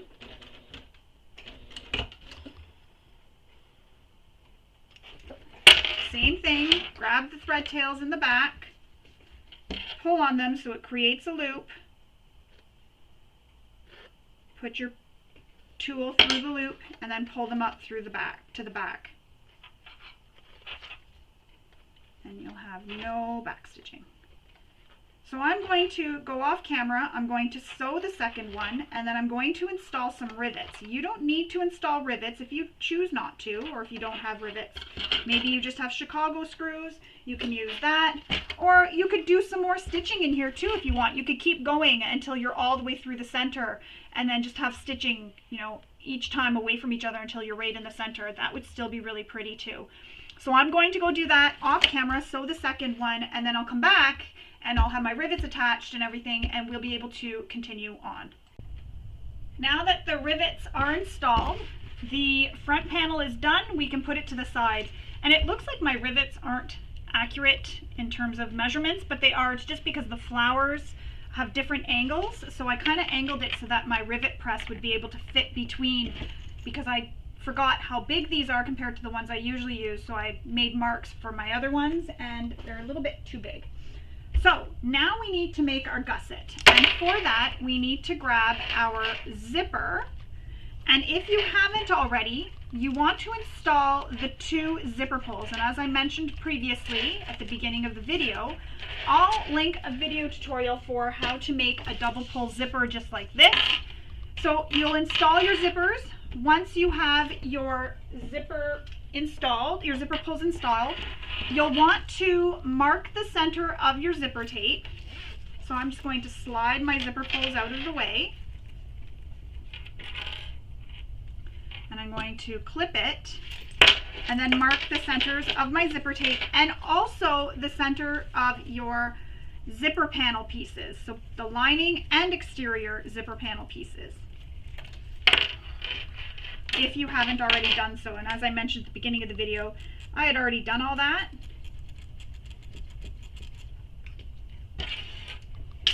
So I'm going to grab my zipper gussets. So there's my exterior and my lining.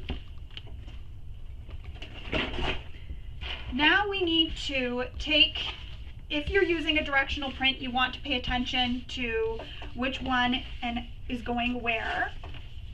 So I want my, because I cut this as one big piece, I want my colors, to stay the way they were before I cut it. So I'm just making sure that it's all matching up. So that's the side that's going to go where the zipper needs to be attached, to this side here. So starting with your smaller piece, you're going to place your zipper right sides down and line up those center marks. Now, she has a tip for how you do this to make sure, if you're using a directional print, that your zipper will end up on the right side. You just place it so that it's above the zipper panel for where you want it, then flip the zipper down on top, line up your center marks, pin it in place all the way down. Same sort of trick I kind of use as well, especially when I'm using a directional print and I want to make sure everything lines up in the end, or in this case it's a directional rainbow ombre print, I guess you could say. The colors fade from gold to pink to blue to green and kind of a purple too. So it's clipped all the way down. Now we're going to baste this in place all the way along the edge.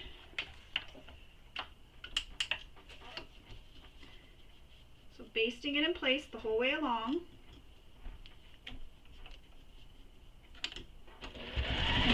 when you approach those zipper pulls to move them out of the way, because you'll get that little hump in the middle there where they are. So I'm approaching them here. I'm just going to slide them past my past my presser foot. They're not in the way.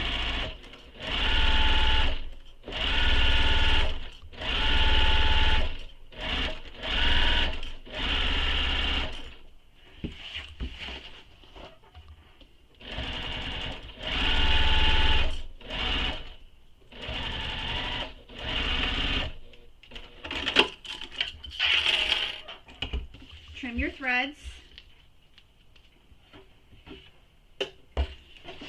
And now we have this. We now need to attach our zipper panel here, the lining one, to the zipper. And again, I fussy cut this, sort of. So I want everything to line up when I'm done. So this needs to be the side that goes against the tape. Just like that. Line up my center points, and if it doesn't line up, it's the lining, it's okay. It's more the exterior that I'm concerned about. Line up your center points and your sides.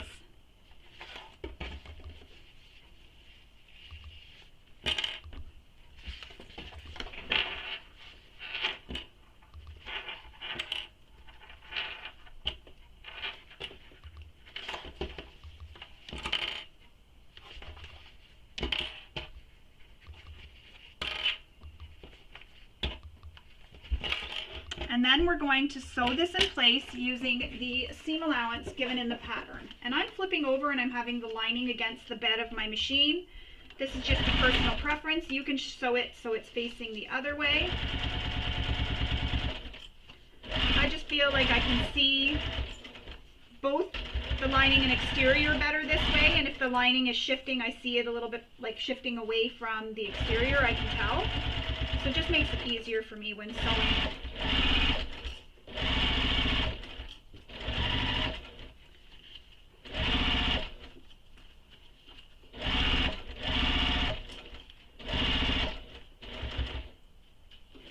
I'm approaching those zippers pulls, so I'm just going to slide them out of the way.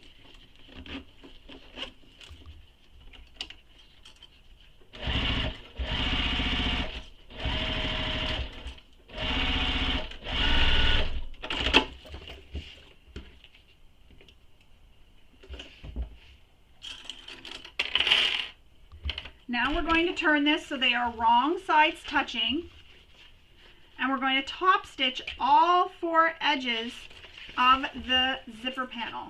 So under the zipper and the sides and the bottom raw edges.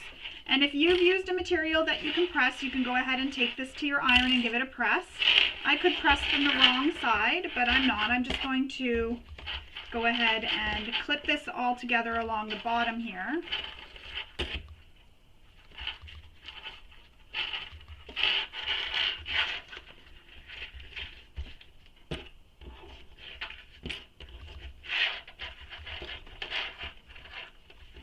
Bottom edges are aligned this way here, and then I'll be able to top stitch under the zipper.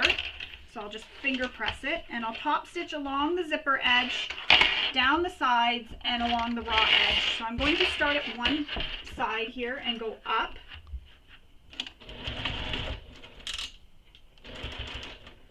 And I forgot to change to my top stitch length, so I just did that now.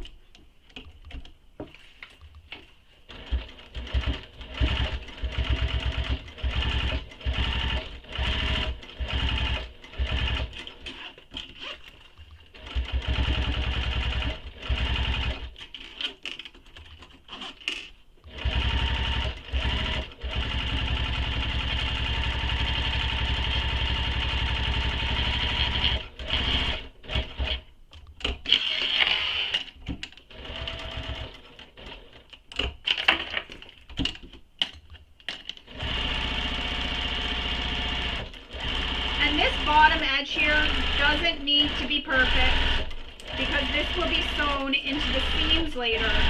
So if it's a little bit wonky, as long as you're within your seam allowance, of course, it won't matter.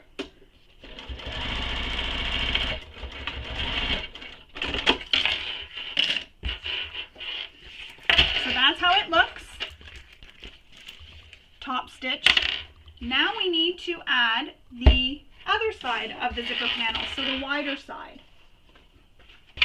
And remember, if you're using a material that you're trying to match up, you want to make sure you have it oriented the right way. So if you fussy cut or anything. So clip your middle and your sides.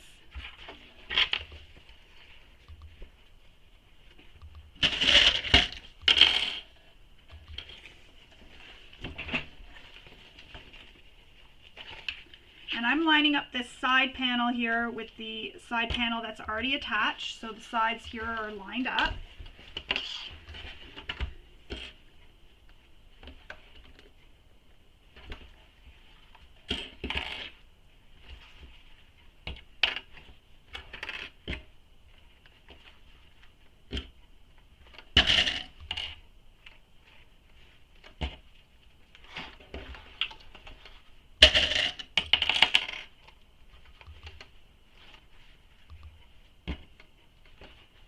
If you're worried about stitching or zipping, your zipper right off the edges, you can back stitch on the end of the zipper here to help create a new bar tack, and that way there your zipper won't come off. It's like a zipper stop. So we're going to baste this in place.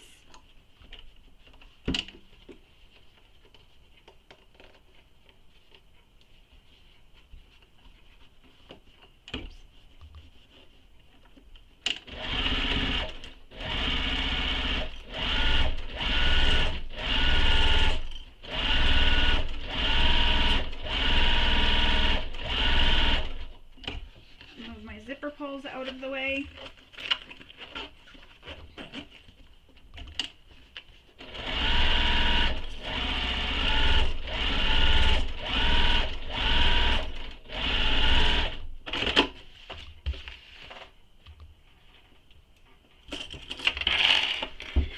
And now we need to attach our lining the same way we did with the smaller side. So line up your center marks and your sides.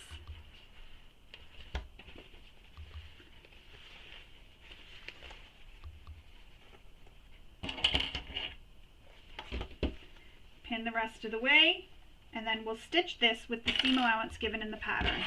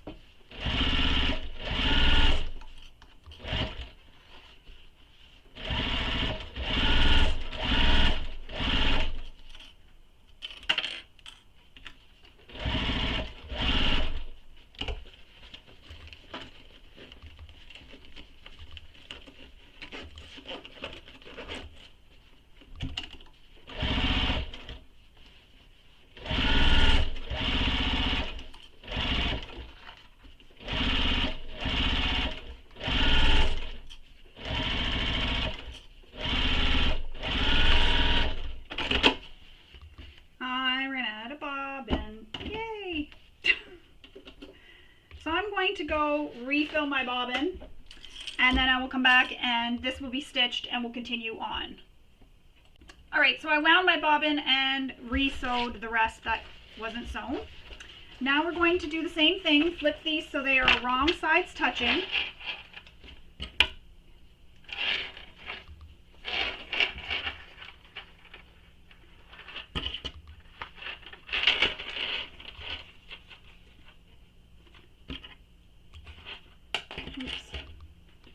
I'm lining up the side edges, and then I'm going to pin the bottom. And as I mentioned previously, you can take this to your iron if you're using materials that you can press, and then press it. I'm using this to help hold everything in place.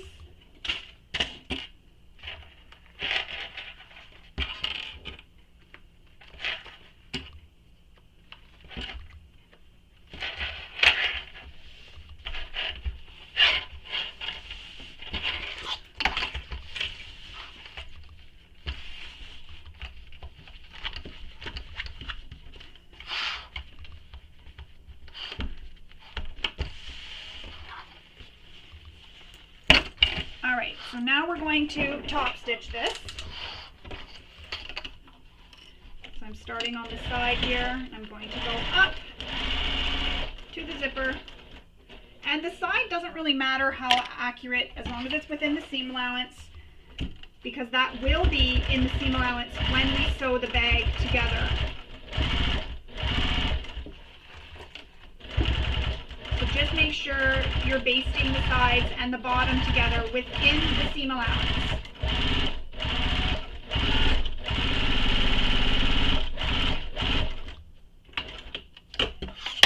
Whoops.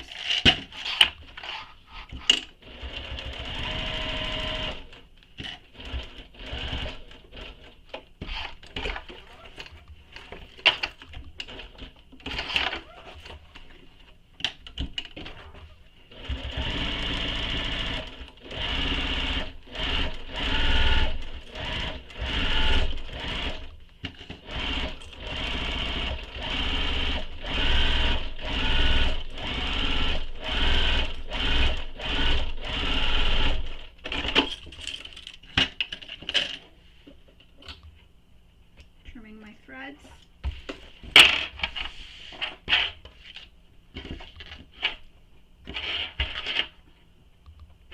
There we go. And now that is all top stitched, but I see some threads here that I need to snip still. Now that is all top stitched, we can put this to the side for now. Now we need to grab that mesh piece that I had shown you in the beginning where I top stitched the elastic to the top edge. So if you haven't done that, now is a good time to do it. You need to grab your bottom gusset piece, so the exterior gusset piece, and you need to make a mark from the top down, or from one edge down. There's a measurement that you'll want to use.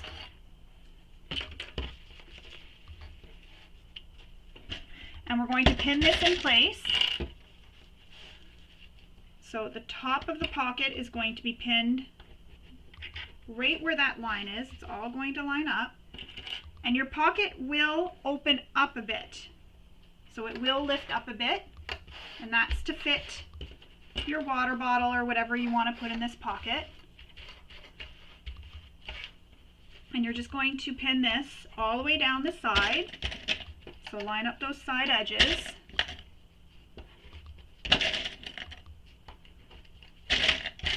Oops.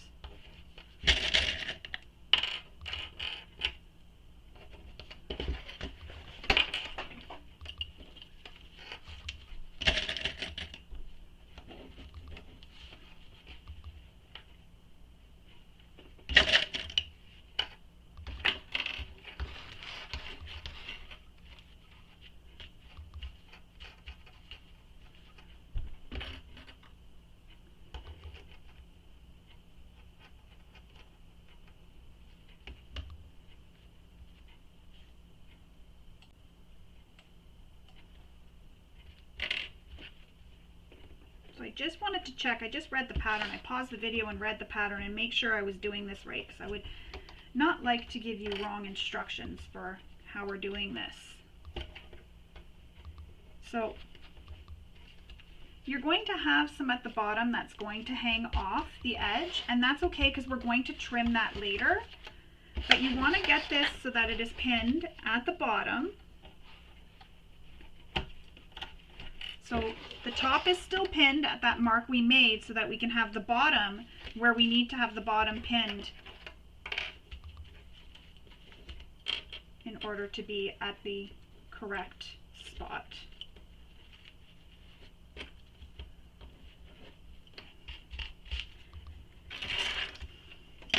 So now I'm going to top stitch this in place. And because this is a pocket, I'm going to use my regular stitch length. Because this is the bottom of the pocket, I don't want it coming undone.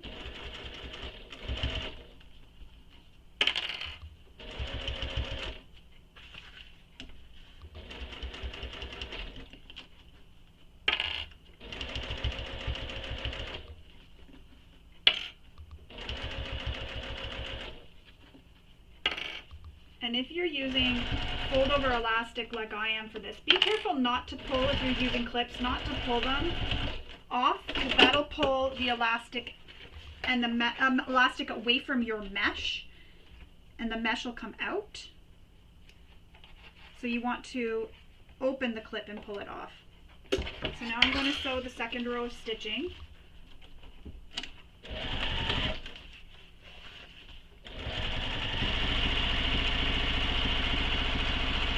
This goes a little bit faster because we've already stitched the first row.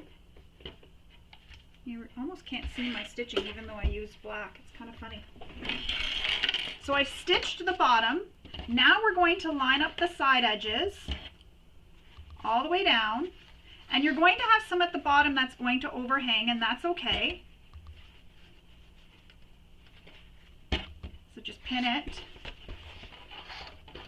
all the way down.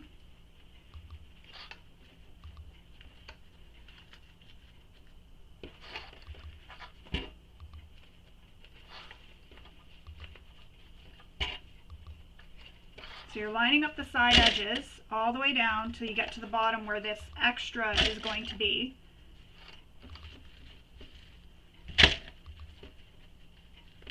Oops, some of my mesh did slip out, but it'll be within the seam, so that's okay. So now we're going to sew the sides.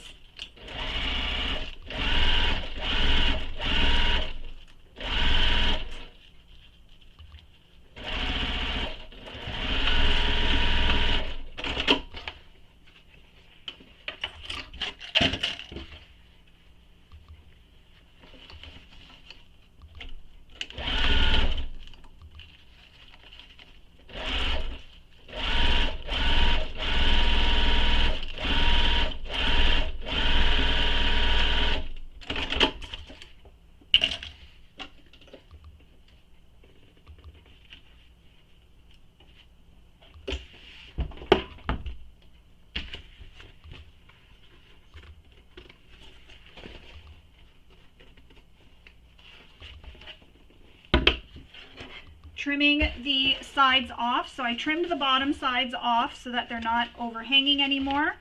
And as you can see, a water bottle will fit in there. You can, even if you're got small enough, a pair of small shoes, like, you know, slip-ons or anything, if you want to add them in there. So the bottom has been trimmed. I've trimmed that excess off. Now we need to take this piece and attach it to that zipper gusset we already made.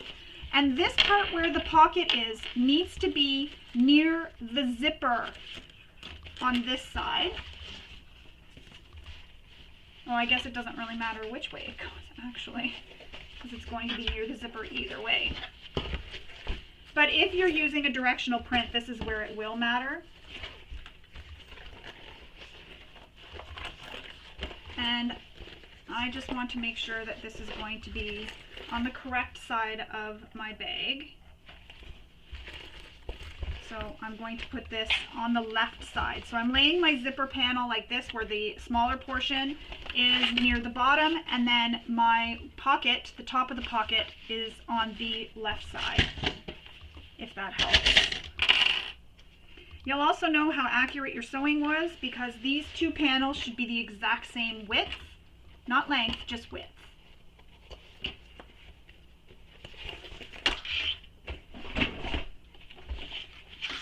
So now we're going to sew this with the seam allowance given in the pattern, and make sure if you've changed your stitch length to put it back to the length you like to use for stitching.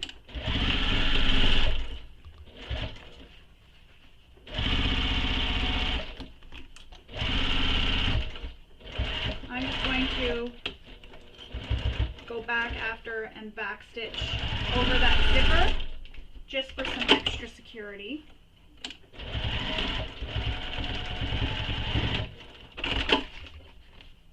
You don't have to do it, but I did it just to be extra secure. Now we need to add our bottom lining gusset, so this piece, to the piece we just sewed. So you're going to place this so that it is right sides together against the zipper gusset. So line up those edges, the short edges. and then we'll sew this in place. And I'm going to sew right on top of my previous stitches.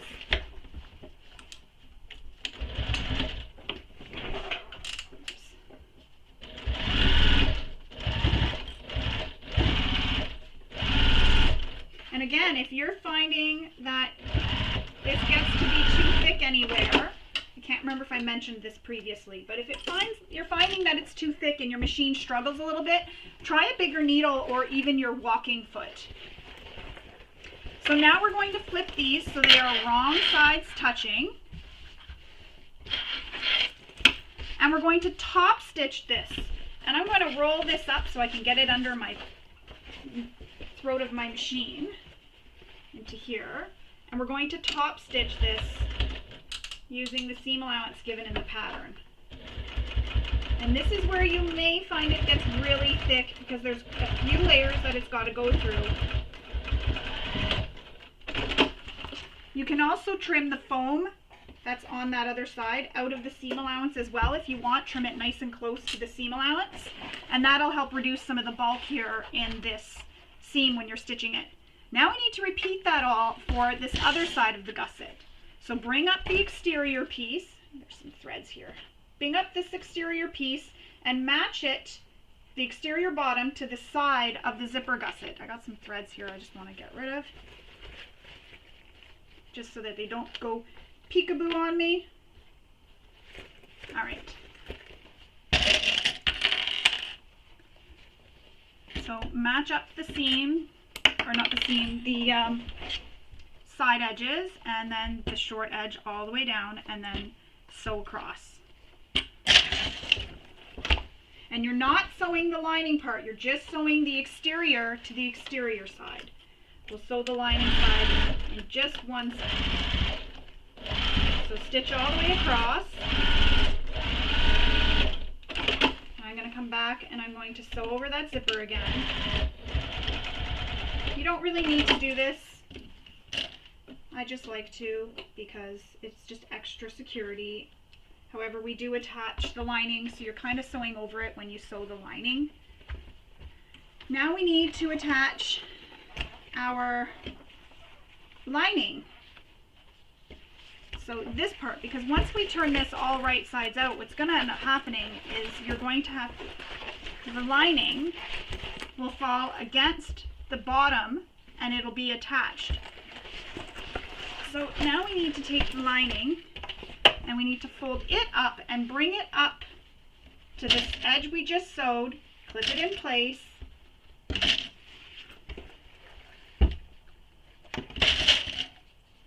and sew across that edge, and I'm going to sew directly on top of that previous stitching.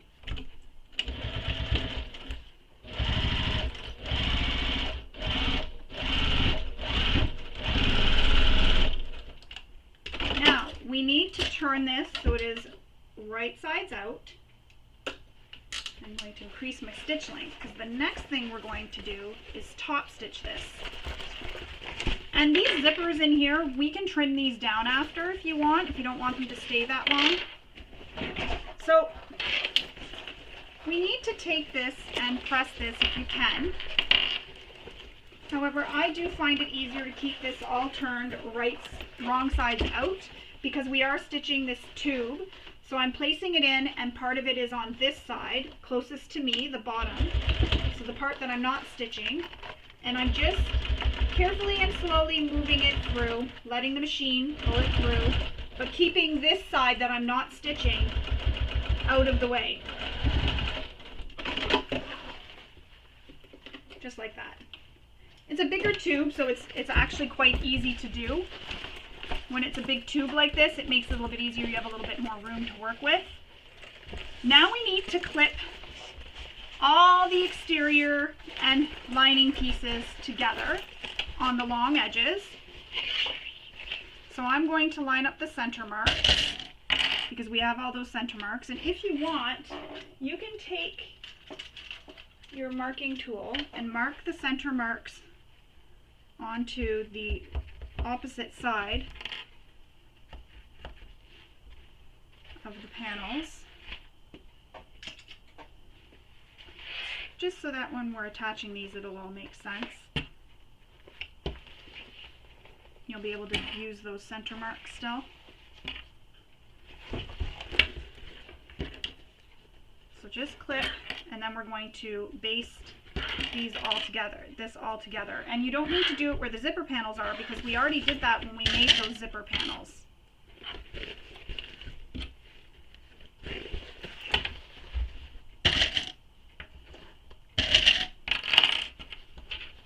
So we just need to do the gusset. And I keep calling this the bottom gusset. Sorry about that. But it is your gusset. It is the bottom of the bag. So I guess in some ways I'm not really wrong, but it's not what it's called in the pattern. It is just called gusset.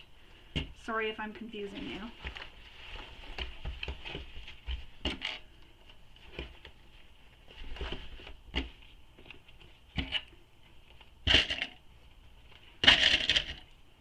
Okie dokie. Now we're going to baste these together, and you can use a long stitch length for this because you're just basting.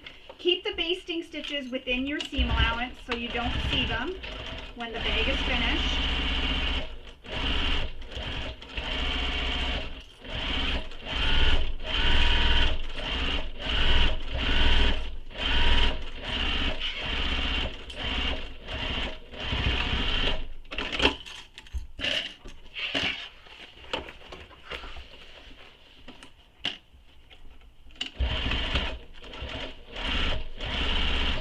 Remember that pocket, keep that flat too, or as flat as you can while you're sewing along that edge.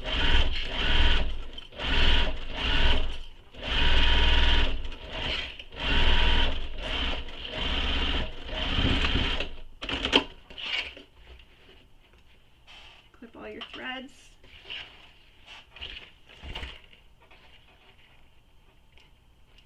Clip any threads that you find too that you may have forgotten to clip previously, because I know I did. There's a few here that I'm finding that I forgot to clip previously. So I'm just going to get rid of them now. Last thing I want is them poking through my finished bag. Return your stitch length back to the length you used for stitching.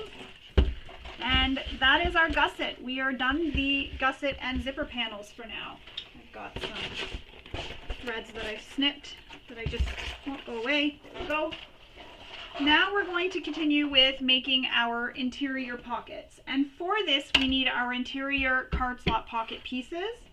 The card slot pocket back, card slot pocket slip panel, and I'm trying to grab it, and the side card slot panel. So you need all these, so I'm just going to stick these off to the side for now and unclip those. So in the pattern there is instructions for a measurement and a mark that you need to make on these card slot pieces here, and you'll want to make that mark. So once you have the mark made, you'll then take your top of the card slot piece and bring it down to meet that line. So you're folding it down to that line. And I'm just going to use some double-sided tape to hold it in place.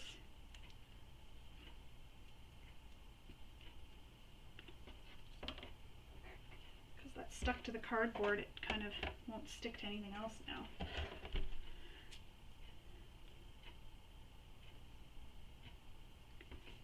So run a piece of double-sided tape along that edge, and in the pattern it does call to use waterproof canvas for these.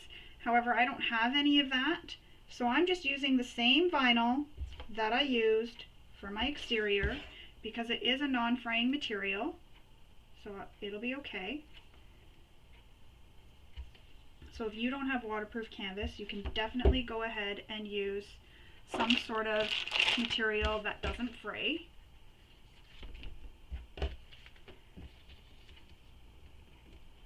The same thing as we did before on the, I believe it was the back cover piece. You're folding it down, or the back anchor, what was it called? Back anchor, I think it was. So I'm just folding those down to meet the line that I drew, and I had done this previously. Because I did that read ahead, I was able to see where my marks are. Except for this one I didn't, so I need to go off camera and make that mark and come back. Alright, so I made that mark and I've already placed the tape and removed the backing, so I'm just continuing on.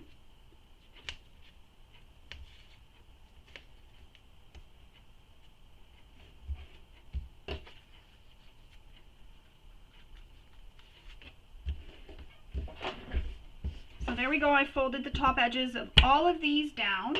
You'll want to do the same thing, and then we're going to top stitch now across each top piece that we just folded down.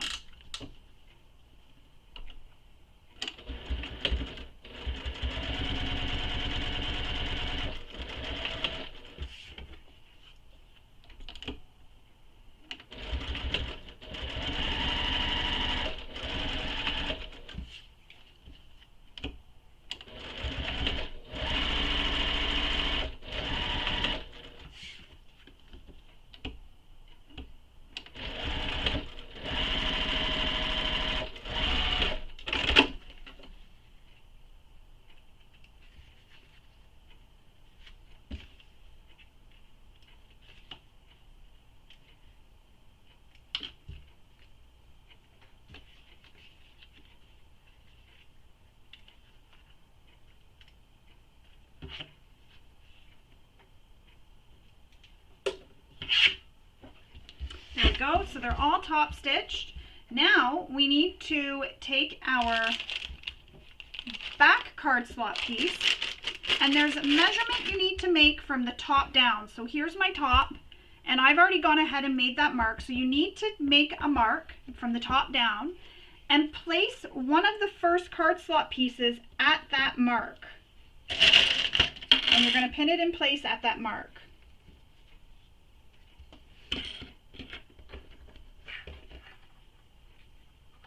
And then what you'll do is you'll sew the bottom across the bottom with the seam allowance given in the pattern.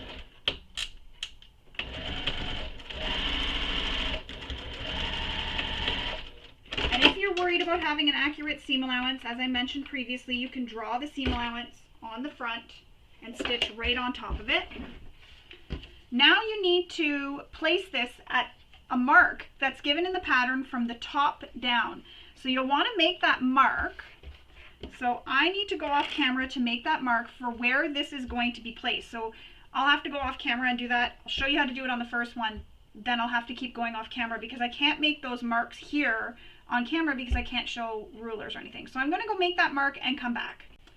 Alright, so I've made that mark on the card slot piece. So it's a measurement from the top down that you need to make. So you'll want to use your ruler to make that mark and refer to the pattern.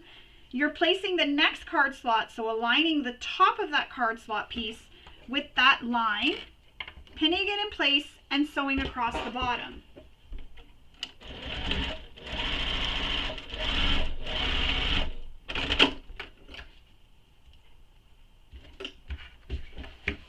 Now we need to make the mark on the next one, same thing, so I need to pause and I'll make the marks on the rest of these because I realize I can make those marks, so I'll go make the marks and come back. Alright, so I've made all the marks on all the pieces, so now we're good to continue on. So you're going to place the next card slot piece at that line, so the top of the card slot is going at that line that we made.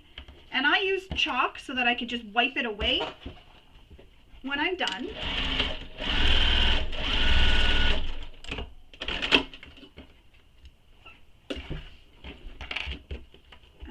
Add the clips back up at the top here. And then we need to place the card slot, I just want to see what this is called, the card slot top piece.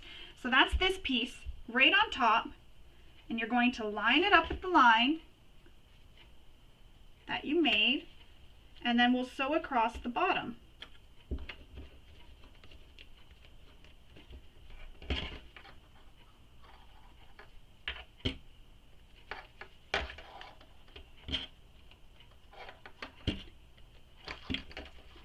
Sew across that bottom.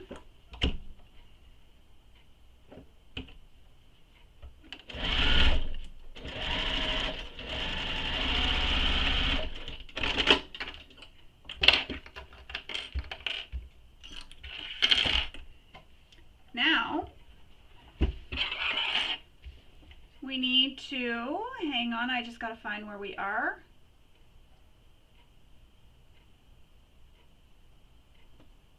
So now we're going to sew down the sides. Sorry, I just had to see where we were. I didn't want to jump ahead. I remember the pattern because I did read through it before we started, but sometimes I jump ahead and forget things. So now we're going to baste the sides together here.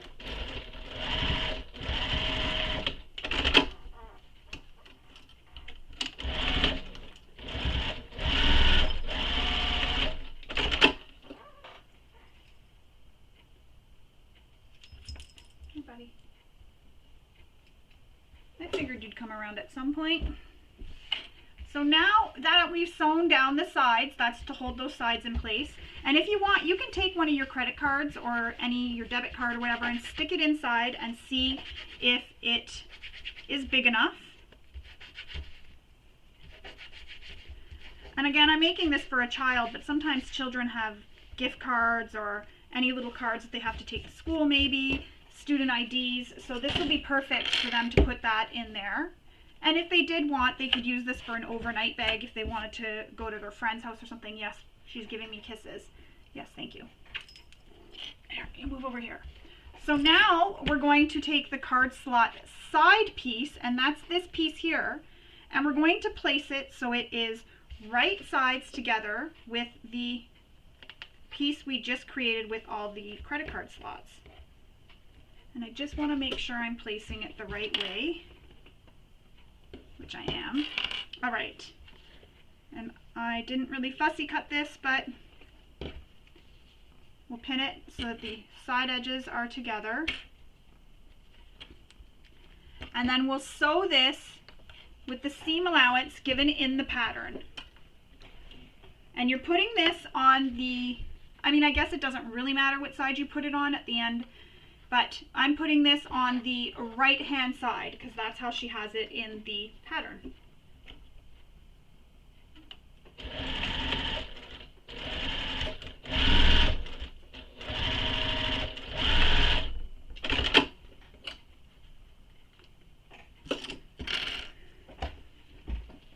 So we're going to flip that over, and now we're going to top stitch this side piece. But remember, your seam allowance, when you're pressing it over, you don't want it under the card slots, you want it under the side card slot piece. And top stitch this.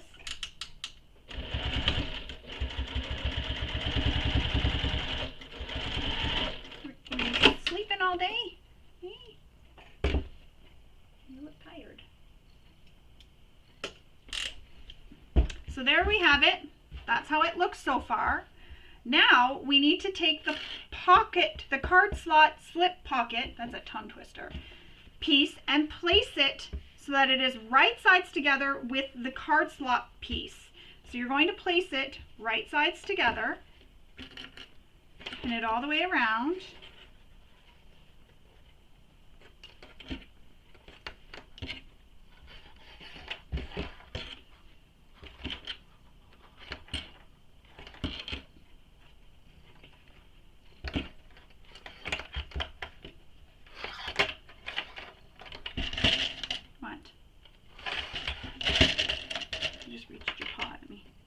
Shake a paw. Okay, good girl. Now you want to shake again? Is that what you're getting at? Good girl. Want to shake again? Good girl. Shake and pause, eh? You're going to sit down? You're going to sit down? So now that I have it clipped all the way around, I'm going to sew all the way around, but I need to leave a turning hole so I can turn this right sides out. So I'm going to leave it on the bottom so that it's easier. So I'm going to sew all the way around. And if you're not sure where the bottom is, you can just pull this open and check and see. So leaving it at the bottom. Bye.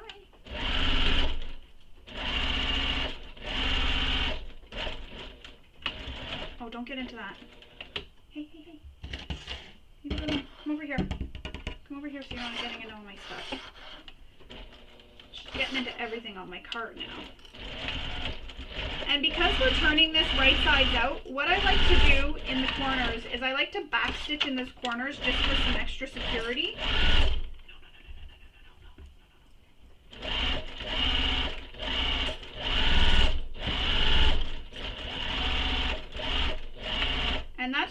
because when we're poking out the corners, I just feel like it adds that extra strength there.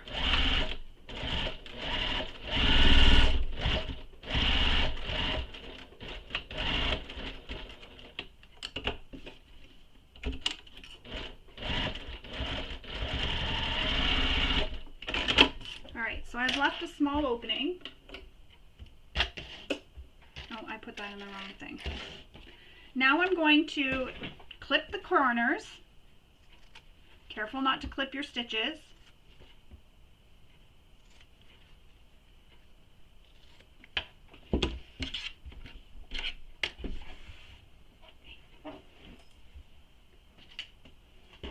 And I'm going to turn this right sides out.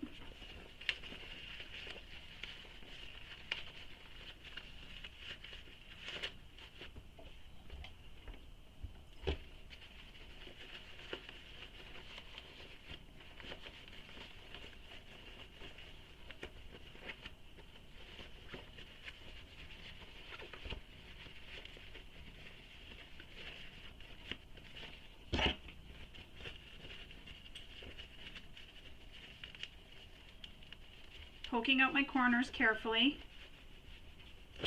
You want to be very careful with those corners so that you don't push your tool right through.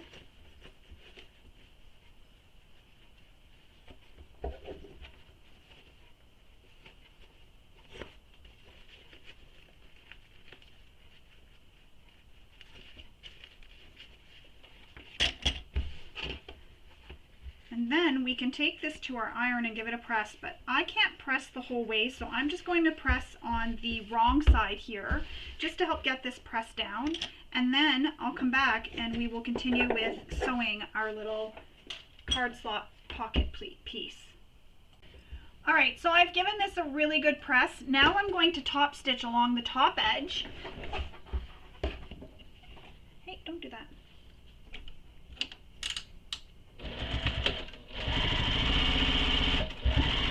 And where that hole is, because it's at the bottom, it's not going to be seen and it's not going to affect anything. So it's at the bottom of my panel here. I'm trying to work around Buddy. It's not at the bottom of the panel here. So when I stitch this to my lining, I'll end up closing up that bottom panel, that bottom opening. You won't even see it. Trim your threads, and then we need to take this pocket piece and we need to place it on one of our lining panels. And there's a measurement given in the pattern for where to place this. I'm just going to slide Buddy out of the way here for a second. There's a measurement in the pattern from the top down for where you're going to place this. So you'll want to use that measurement, and you want this to be centered. And to do that, just fold this directly in half. And I can see my center crease from when I folded my lining panel in half. And just place it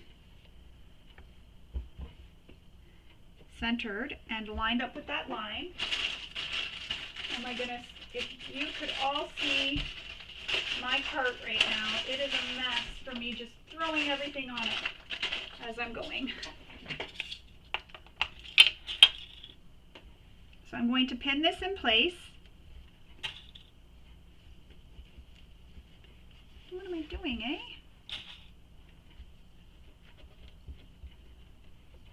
So it's centered on the panel, and I had already made that mark, so it's made from the top down.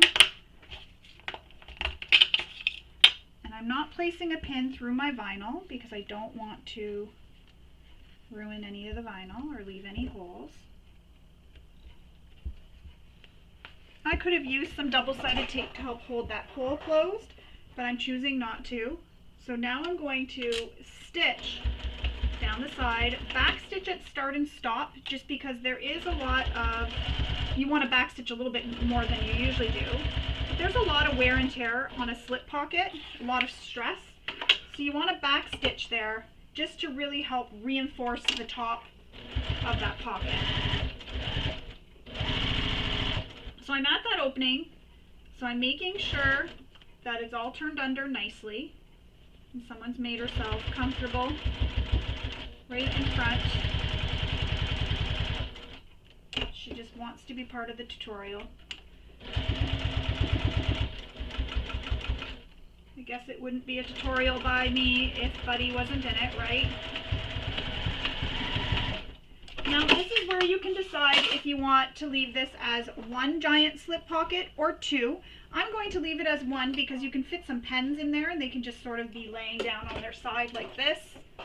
So here's the pen, and you can just slip it in and it fits nicely inside. So I'm going to put that to the side. We now need to grab our, just going to slide you over. Here, you can lay down here. There you go. We need to grab our remaining mesh and your binding that you want to use. So I'm just going to use the same thing that I used for the exterior, this piece of fold over elastic. Normally I don't really use fold over elastic, but for this I am. Fold over an elastic and I aren't really very good friends. We don't really get along very well. No reason in particular, just that, no, people don't need to see you doing that. You can go off camera if you need to do that.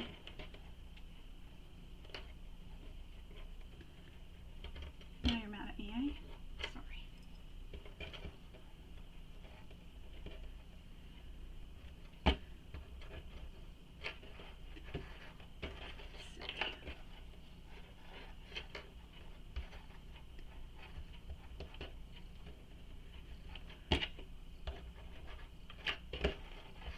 And I forgot what I was saying. I'm trying to remember where I was at. Anyways, I don't really use it a lot.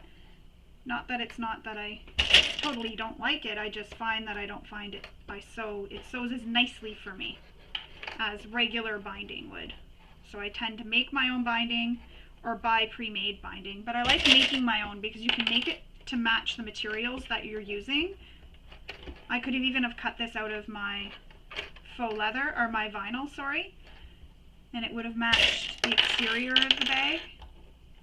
But I like using this sometimes for pockets because it does have that stretch to it, so it'll help the pocket also stretch a little bit at the top, if that makes sense. So now I'm going to baste this or stitch this in place.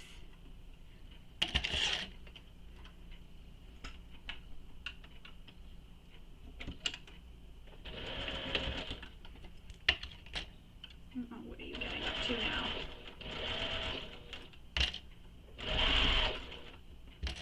What are you getting up to now?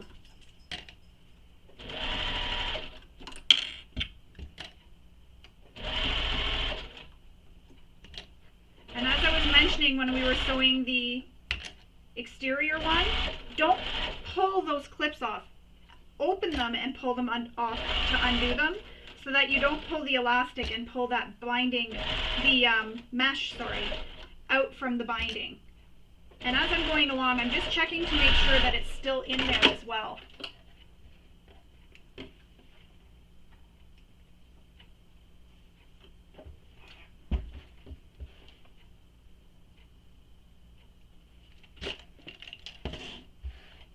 Now we need to place the mesh under the card slot piece.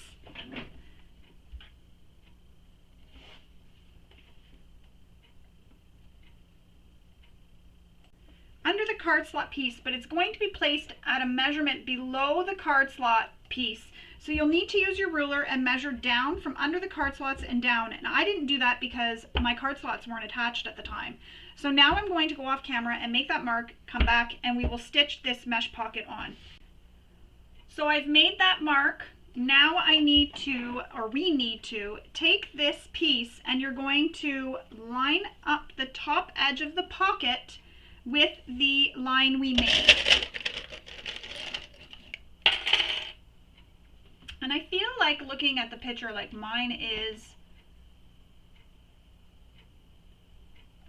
where it's supposed to be, but I feel like looking at the picture, like this looks bigger, but I think it just might be the picture. So placing this at that line we made, pin it in place, and we're going to trim any of the excess off, so don't worry if there's some excess. You can trim it off after.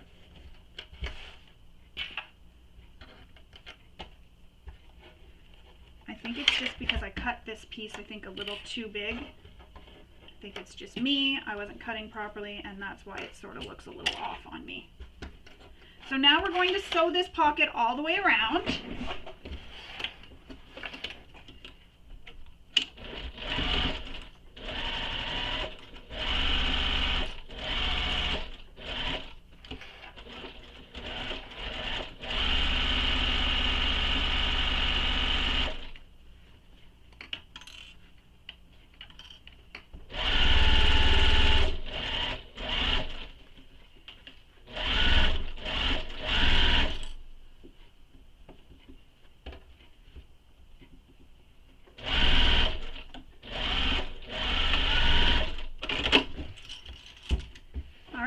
Now I'm going to trim this so that it is even with the lining panel.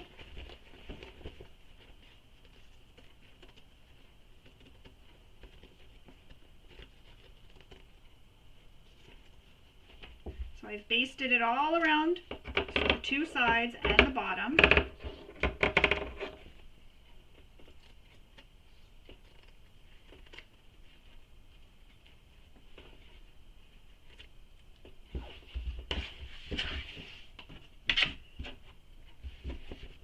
And now I'm going to divide it up the center, and because I won't be able to see a center mark, I'm going to sew it on the back side here, because I can see where that fold is, that fold crease, just like that. So I was able to see it that way. I could see the crease. And I've created two pockets, just like that. So there's one, and there's two. So now we have two pockets, and then we have our slip pocket above with our card slots. Now we can take this piece and place it to the side for now. We're going to move on. Next thing we're going to do is make our slip pocket. So we need to grab our two slip pocket panels, and I'm just going to see if these are labeled with a letter. They are not. They're just called interior slip pocket. So you need to take these pieces and place them so they are pretty sides touching, and make sure you have the tops at the top. You can clip this together or just do as I'm doing and hold it, line it up. We're going to sew this with the seam allowance given in the pattern.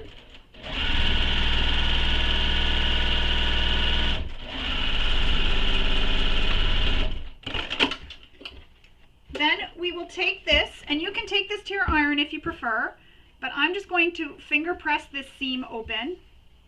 I like to do this before I press this so they're wrong sides touching. And then flip it, wrong sides touching. And we're going to press this seam, and I'm just pressing this again with my fingers. And we're going to top stitch this seam using the seam allowance given in the pattern. Again, you can take this to your iron if you want to give it a good press before, but it's pretty pressed just like this.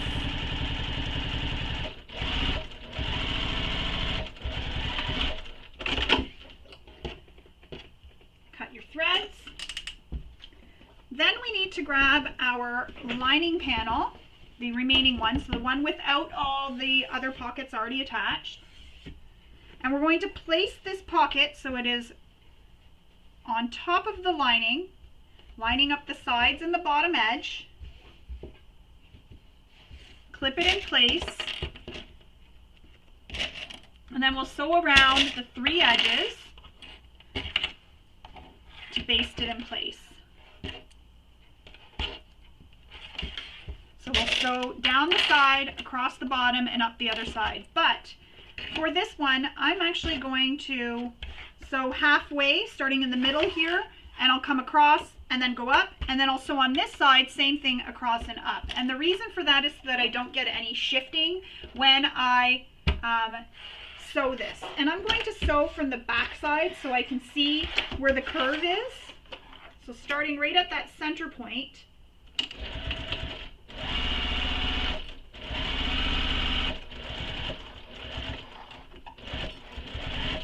Just keep sewing it, basting it in place.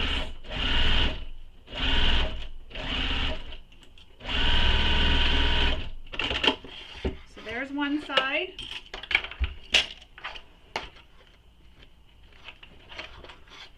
And I can't sew that way, so I've got to sew on the right side now. And when I come to this corner, I'm just going to feel with my fingers And again, stitching here doesn't need to be absolutely perfect because it will be hidden in your seams when you construct the bag. Just as long as you're staying within what the seam allowance will be when it's finished. You can trim the curves so they match.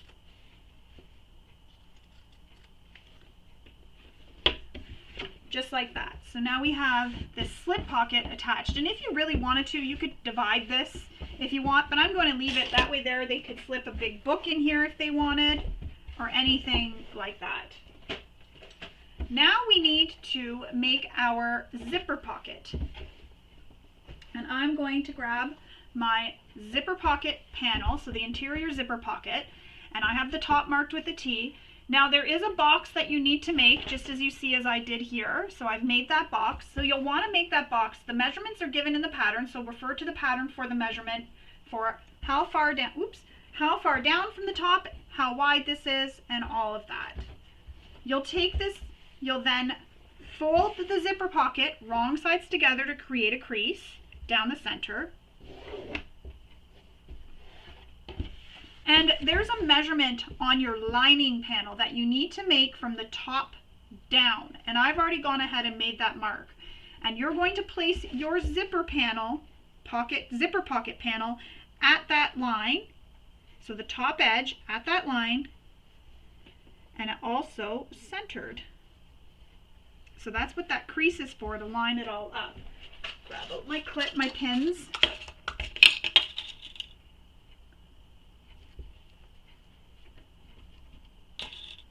Pin it all the way across.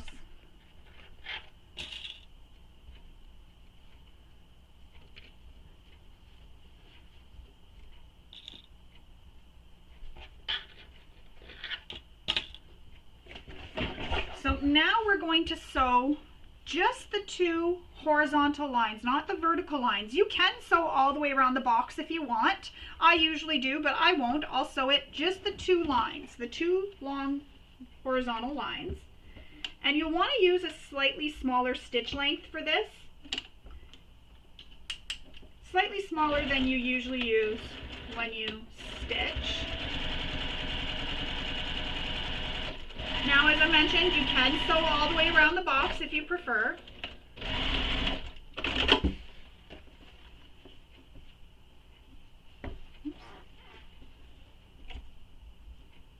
I'm just sewing the two horizontal lines.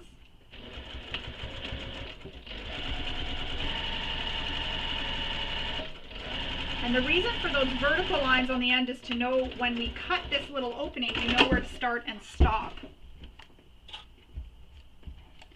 So remove your pins, trim your threads, and you'll notice I'm not really trimming the threads on the back. I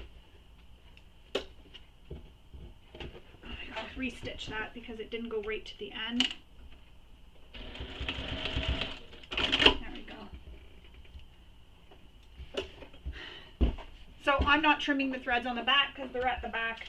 They're not really going to be seen. So I just leave them. Now we're going to cut down the center of this, and you can draw the center line down the center.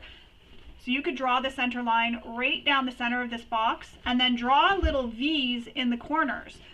I'm just going to seam rip and cut because I know how far I like my V's to go.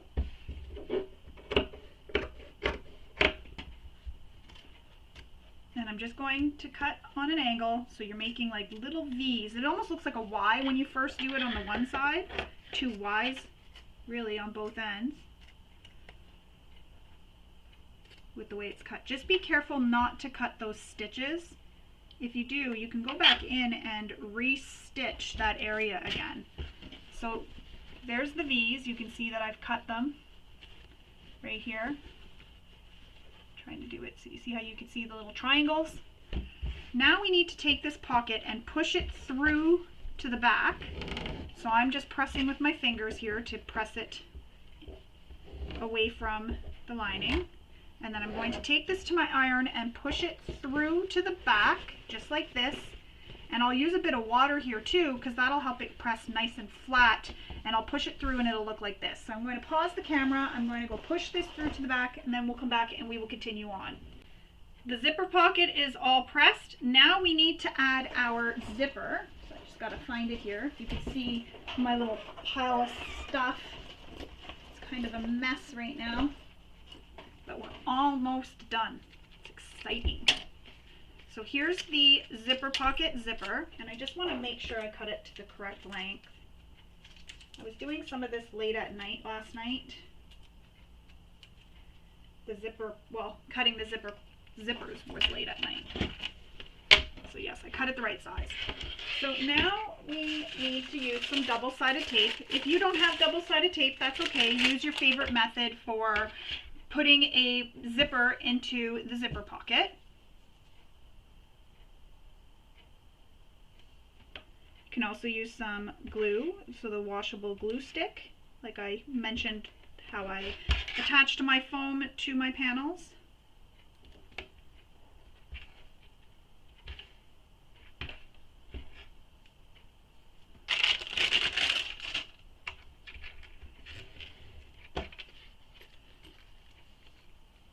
Remove the paper backing. And we're going to place this centered in that hole. And this zipper hole.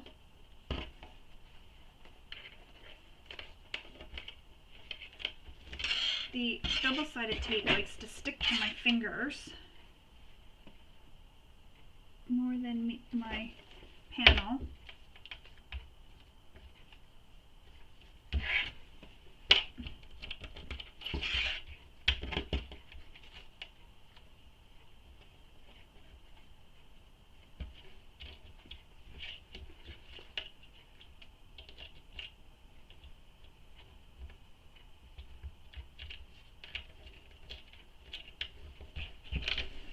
And one other thing I'm going to do, oh my gosh, thought I wasn't going to find them in that mess, is I'm going to put some pins at the bottom here where this pocket is to help hold it down so that the pocket doesn't end up under my needle while I'm stitching the zipper in place, because that has happened before and it's really annoying. So now I'm going to stitch all the way around this opening here to help hold the zipper in place. So we're going to stitch all the way around. And if you don't want back stitching, you can do the same thing as we did on the exterior with those, what were they called? Overlays? I can't remember what they were called, but the little rectangle, triangular looking pieces. The overlays that went over top of the strap. I was trying to look up at my chart here to see what they were called. The handle overlay, yeah, I was right. So all the way around this zipper opening.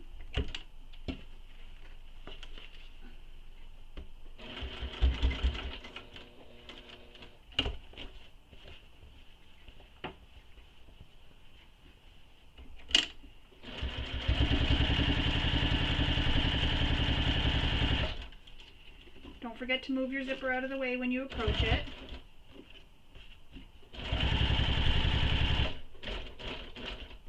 And because I have this stripy fabric, I started where it's darker so you won't see the back stitching as much.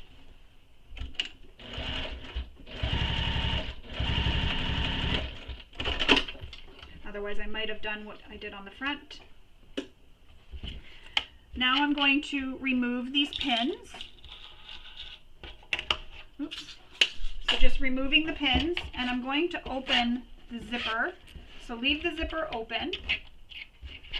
Flip the lining panel over, and I'm going to clip the zipper pocket.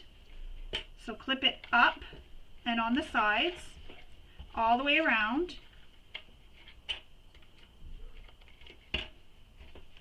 It's not really important to leave the zipper open. It's just a habit of mine that I like to do. It's a good habit to have because sometimes I forget to leave it open, and then you have to sort of maneuver the material to get the zipper open, or not the material, the zipper pull to get it open. So now we're going to move the lining out of the way, and we're going to sew up the side of the zipper pocket, across the top, and back down the other side using the seam allowance given in the pattern. So right now what we're doing is we're sewing this pocket closed, sewing all the way around.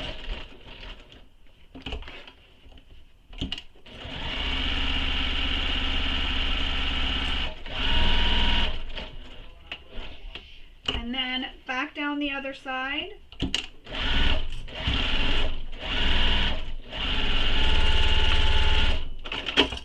Just like that. And now we have our pocket complete. I'm trying to grab that zipper pull. So we still have this pocket. It is all complete, and we have this slip pocket. And as I mentioned previously, if you want, and have changed your mind, you can add a line of stitching up the center of this pocket to make it into a two-sided slip pocket. Now we need to attach our lining and exteriors together, and you need to do this by placing the lining so that it is wrong sides together with the wrong side of the exterior. And she mentions in her notes that she likes to have the card slot panel, the pocket with the lining with the card slot panel, against the back of the bag. And that makes sense, that you reach into the bag, you're not fumbling in the front, you can fumble in the back with it. So we're going to clip these together. So I like to clip my center marks first. Sorry about the hardware, I know it's loud when it hits the table. I don't want to put any tape on it because the tape can peel back some of the vinyl or potentially damage the vinyl, so I prefer not to use the tape on the vinyl. So I'm just clipping it all the way around, and I'm going to do this with both pieces, both panels I mean.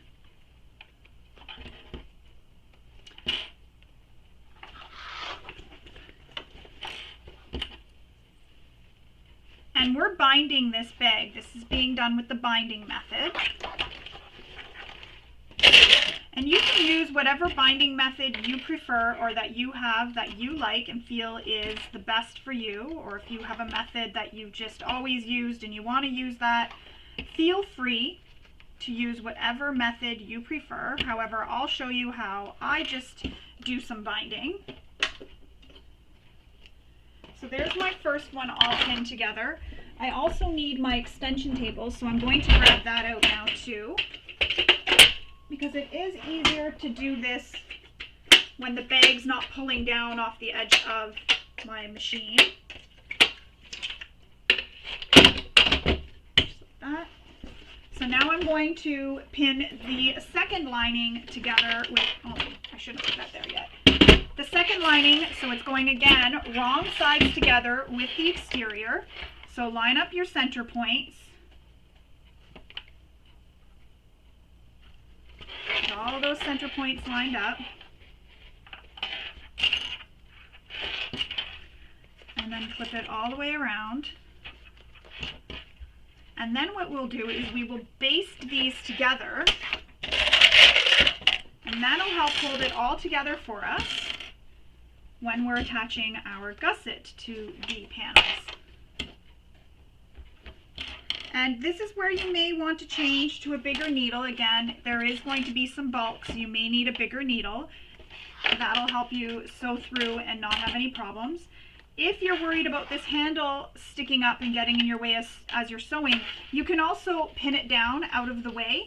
So I'll probably do that after I sew all the way around, just to help hold it out of my way so I don't accidentally stitch over it when we're stitching the gusset in place.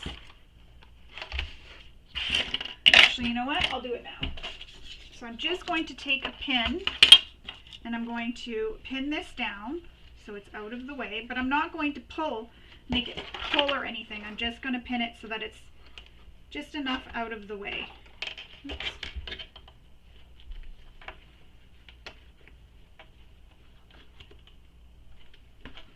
Why can't I get that in there? I'm bending my pin a little bit.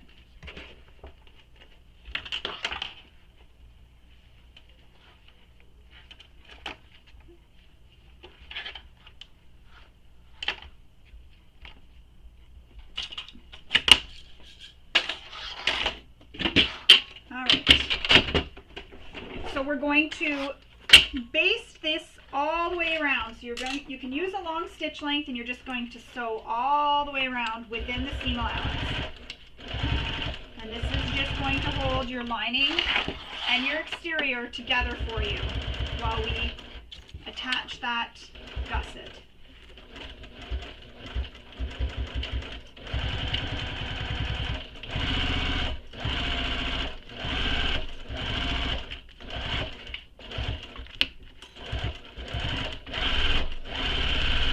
You may also, once you're done this, want to check your bobbin to make sure you have a nice full bobbin.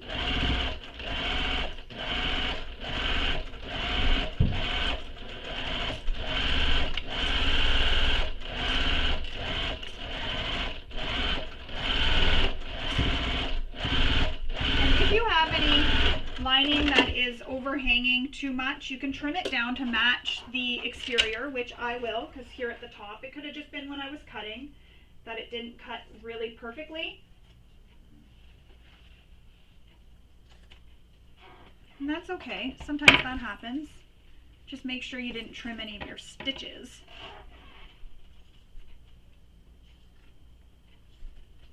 Sometimes your lining ends up being a little bit bigger. So I've just trimmed it because at the top here it was a little bit big. So I've trimmed it and it's all attached. Now I'll do the second one. So let's get rid of these clips. All right, now the second one. And for this one, I'm going to tuck these straps down. So I've left these up over so it helps hold it down. And I'm going to tuck them down into this zipper pocket here. Just like that. So now they're tucked into the pocket.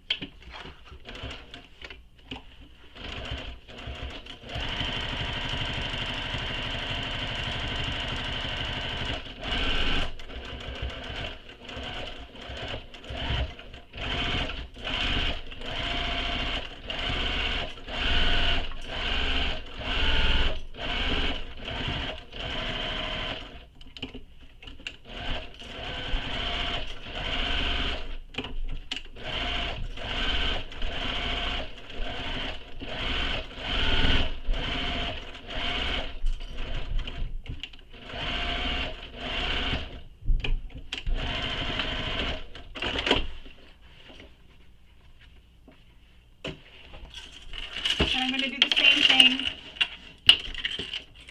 with my second panel because the top here is a little bit off. So I'm just going to trim it down just a wee bit. Just trimming it even. That's all.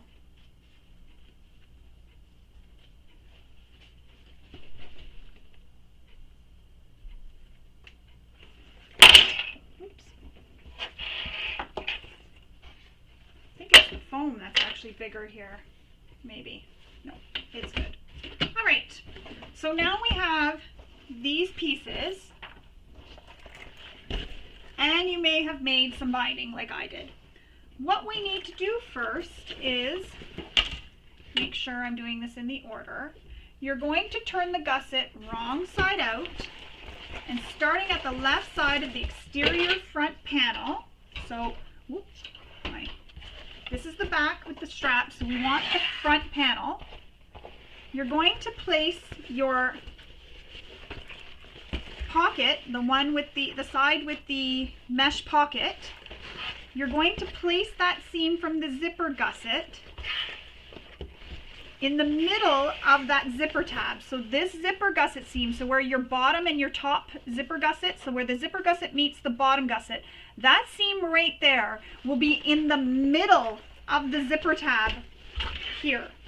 So there's the middle of my zipper tab, and there's that seam from the gusset, and I'm putting it right in the middle of the zipper tab. And if you really want to get really accurate, you could even measure the middle of that zipper tab if you wanted. But I'm just kind of eyeballing it. So you can see, I'm going to try and hold this up. The zipper tab and the middle of the gusset is lined up with that. And that's because you want this pocket, so if you look, that pocket is going to be the right height. You're going to repeat that on the right side. So that gusset, where the bottom gusset and the zipper gusset meet, that seam is going to go right in that middle of that zipper tab. Clip it in place, and then you can continue clipping. And if you still have those center seams, you might be able to, oh no, the center seams won't matter actually, sorry, at this point. So you're just going to clip it around.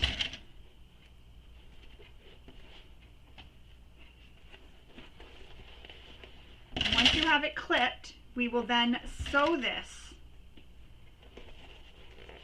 using the seam allowance given in the pattern.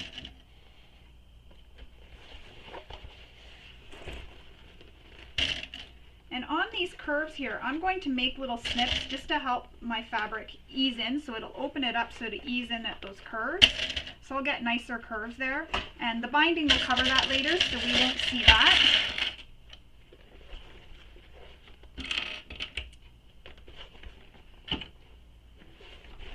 This might be the hardest part for some. I know it sometimes is for me. It's a little bit of a fight with binding and sewing.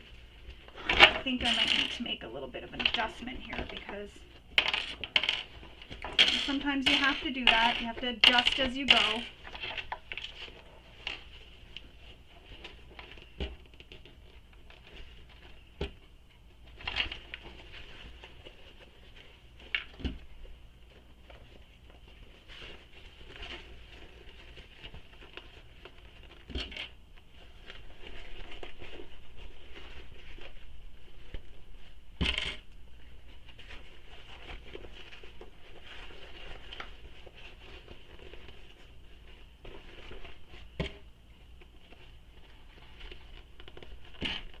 And those snips in that corner there will also help ease that fabric so it doesn't feel like it's going to pucker on you.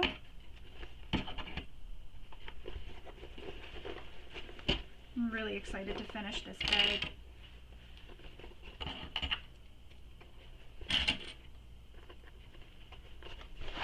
I just love how it looks so far. I know it's hard to see because it's darker, but I'm loving how it looks so far. Just loving it.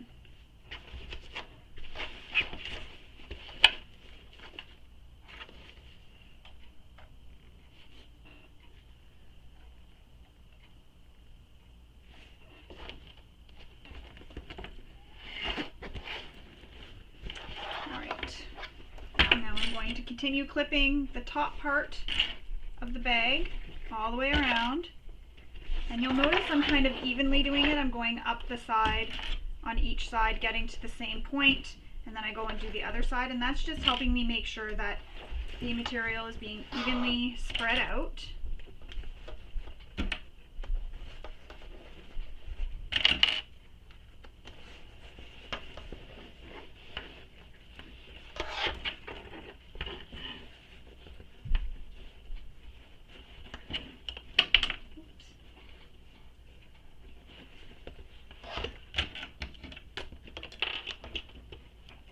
Are going everywhere on me.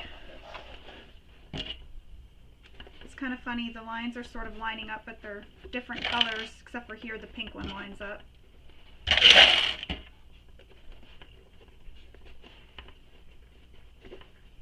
And I just have a bit too much fabric in the gusset here, so I'm going to shift it just a little bit because I can here. Bring it down to the bottom where I needed that extra bit of space.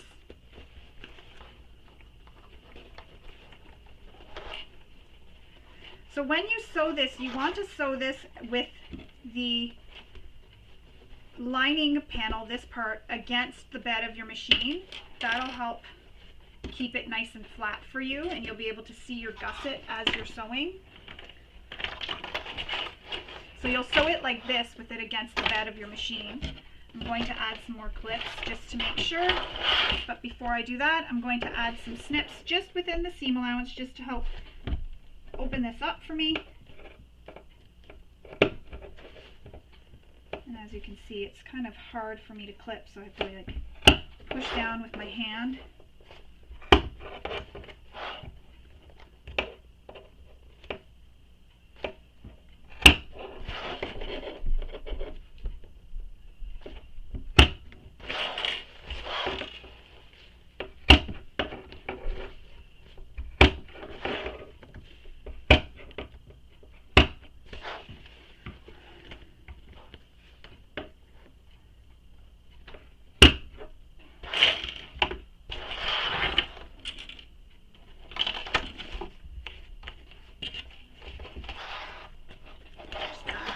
clips. I'm not too worried about this curve up here because it's a pretty natural curve. It's not really pulling.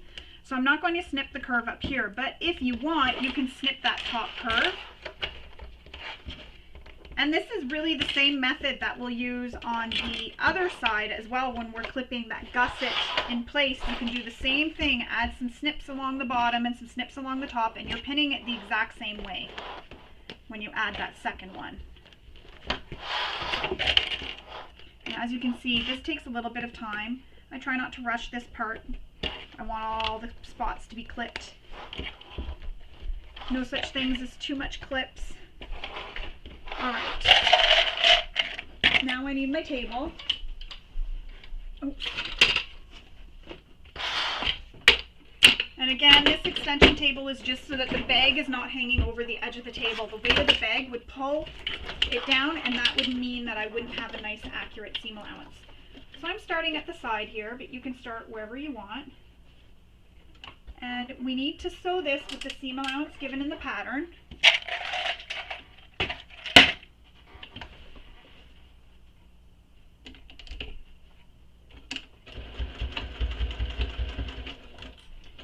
And I still have my Teflon foot on. I'm not going to bother changing it. And if you find it's easier, you can unzip the zipper panel too.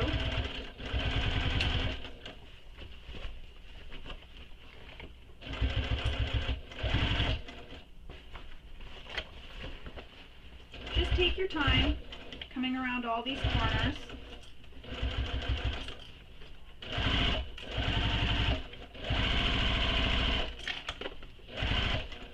And remember, if you have dangly zippers, to make sure they're not up there in the way.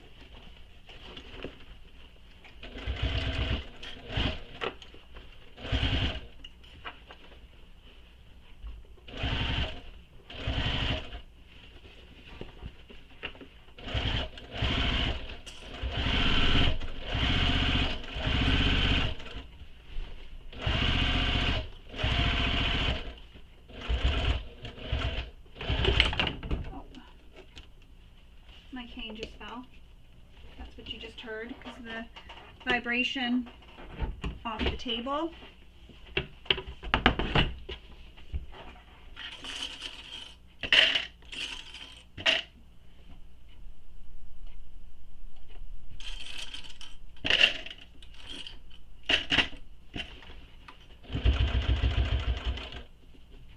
Oh, I think I'm out of bobbin. Oh no, I think I skipped some stitches there. Yeah, some stitches got skipped. Oh no.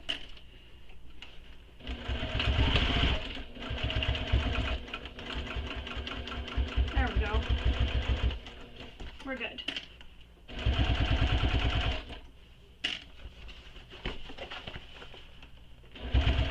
Oops.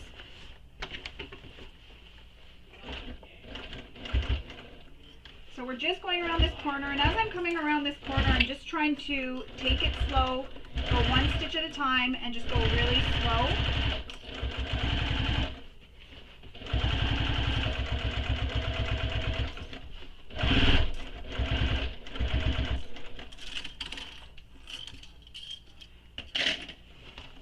And I don't remove those clips until my presser foot is right at them.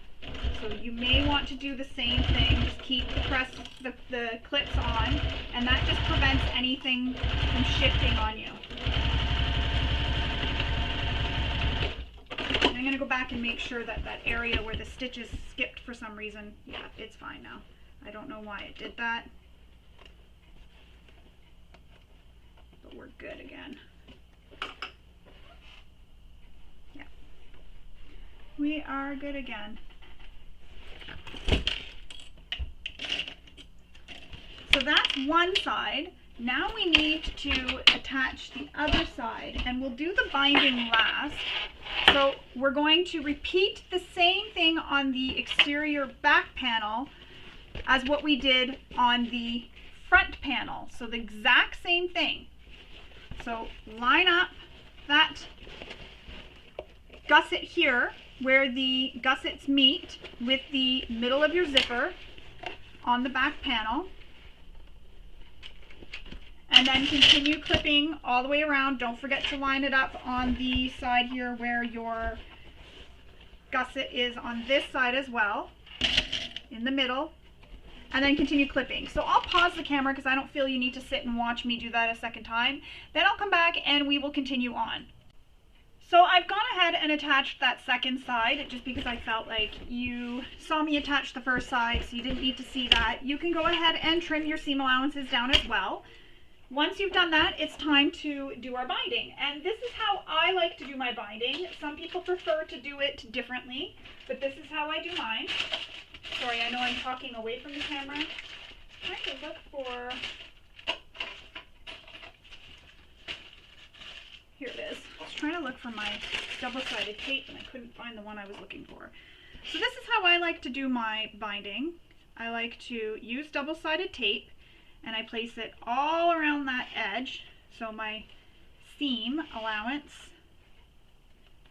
so all the way around. And what I like about binding on bags is it acts like a skeleton. It gives it its structure inside the bag, so it helps hold it up. Not that birthing doesn't, but it just gives it that little extra strength in the seams here. Just adds a little bit of extra structure. So that's what I like about binding. Binding was not always my favorite thing. I did struggle with it until I started doing it this way, and now I just find this really helpful and really easy for me. Hopefully you'll find it really helpful and really easy as well. Double-sided tape is really truly my best friend. So I remove some of the tape and starting with my binding, and I don't start the edge of the binding right where that edge of that tape is. I start it a little bit over, and I make sure the center of the tape, or the center of the binding, is in the center, or the center, what do you call this? The seam here, the edge of the bag is in the center of the binding. Sorry, I lost my train of thought. So I'm just wrapping it all the way around, making sure the center of the binding hits that side of where the side is of the bag. And I'm just taping it down. And if I see any threads right now, I'm just trimming them. And I'm hoping my camera isn't picking up my husband and son's voice because they're very deep voices and they're chatting upstairs about hockey. So I'm hoping it's not picking them up over my voice. And I'm hoping they don't cheer either. That's the only downside to filming when people are home, is it picks other people up.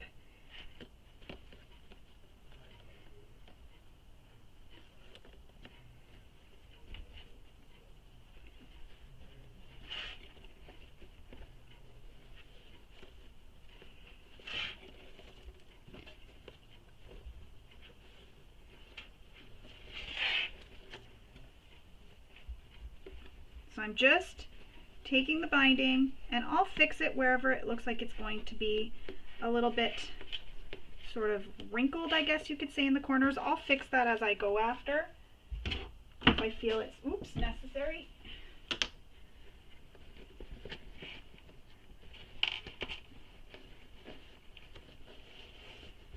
Just making sure it can be wrapped all the way around.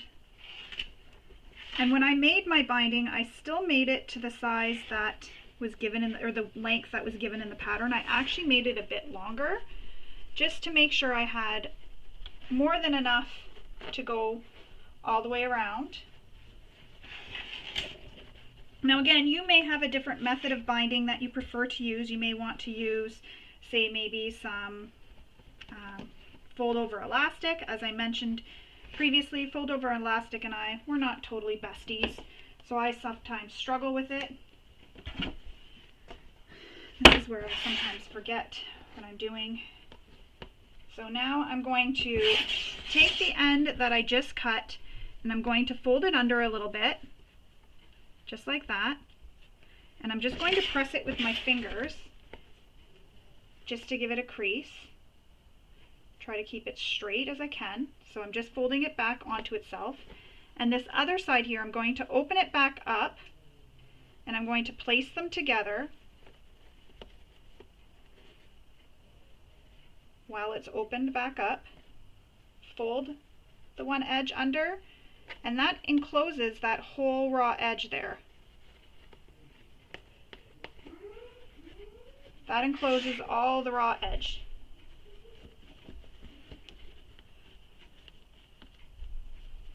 So there'll be no raw edges there. And unfortunately my corners don't always look the prettiest, but the way I look at it is inside a bag, at the bottom of a bag. You're not going to see that. And I'm going to add some clips just for now, just to hold those in place, because now I'm going to flip over. And I know that double-sided tape is holding this on this side. However, you can use double-sided tape on this side now to help hold this side if you want. I'm not going to. I'm going to try to do it. I'm going to be brave and try to do it with just the double-sided tape on the one side.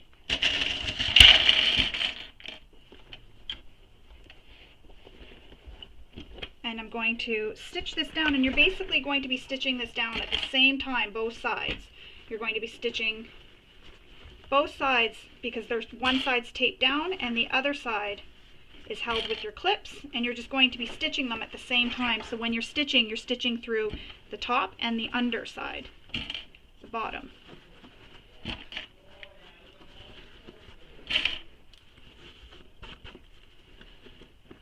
And I can feel where my previous seam was, so I'm going to actually try and stitch right on top of right on top of that previous seam from when we stitched the bag together. And I'm going to switch to a thread as well that matches, so you don't see my stitching quite as much, because I might not have the prettiest stitching, and that's okay.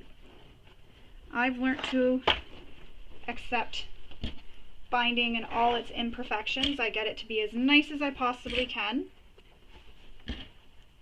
I think it always looks better than I think it does, because once I'm done, sometimes I step back and look at it and I'm like, hey, that's not so bad.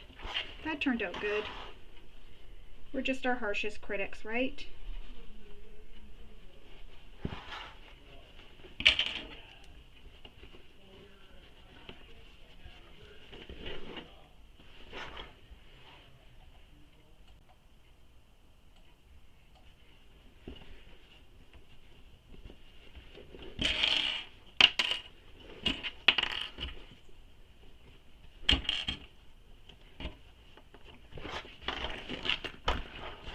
Alright, so I have the binding all the way around, as you can see, on both sides.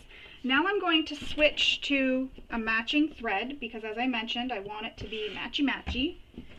And I think I'm going to use, or as close as I can get to matchy-matchy. That looks like that'll match. I don't even know if I have a bobbin wound with that yet.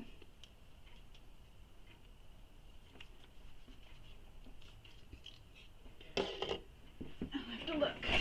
So I'm just going to go and change my thread, and then I will come back and we will continue on. Alright, so we're ready to start attaching our binding by sewing it on. So just find a spot that you want to start at. Grab the clip in here. And just start sewing. And you may want to use a stiletto. That might help you with holding things. So I'm going to grab out my awl, because that can sometimes help hold things for you. So I know it's hard to see because my bag is in the way, but I just use my stiletto as I'm going along to hold it as I'm going along. So make sure your presser foot is down before you start sewing. I've done that where I've gone and I'm like, why isn't it moving? And just checking underneath as I go too.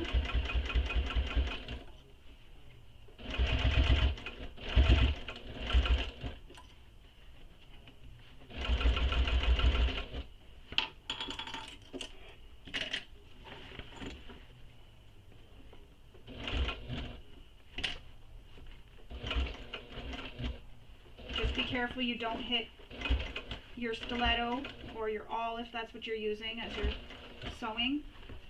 You don't want to break a needle or damage your machine. It's really just there to help hold the fabrics as you sew. pointy.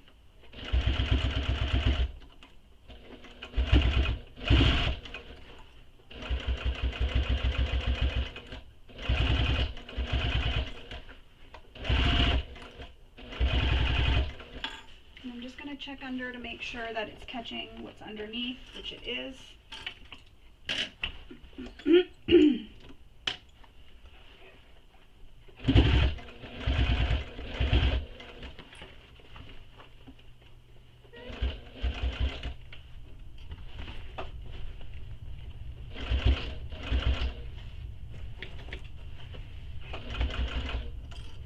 And this panel that I'm currently sewing is the back, so that's where there's a lot of bulk as well. So you have the bulk from where you've attached your hardware, so those anchors.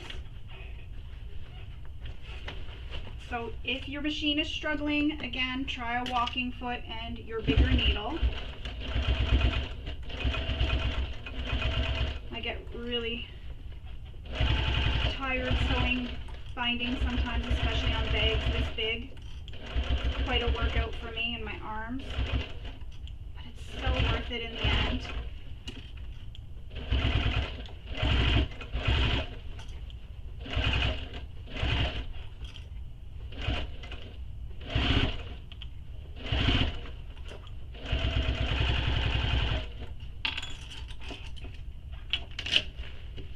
And I'm just going to keep checking. And I love that the thread I'm using is matching, so you're barely seeing the stitches. If I would have stayed with the black thread, you would have seen where the stitches might not have looked so pretty or kind of went a little wonky. But you know what? Wonky stitches on your binding gives it a little bit of character.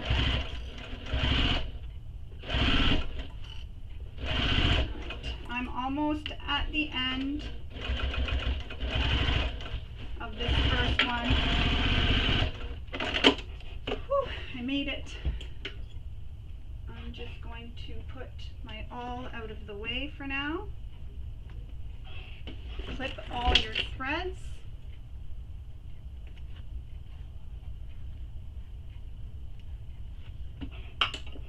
Check your binding. So there's my binding. You can see it's all attached all the way around.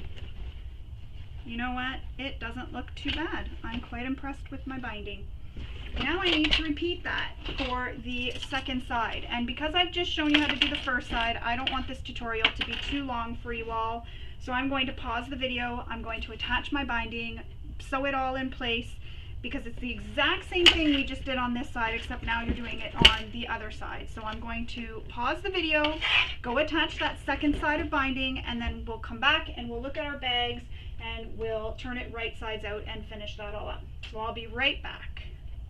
So my bag is all done with the binding. So I've attached the binding to both sides. It's a big bag, so it's hard to hold it up straight. So now I'm going to open up the zipper. And I'm going to carefully turn it right sides out. I'm hoping I don't need my husband or son to come down and push this for me.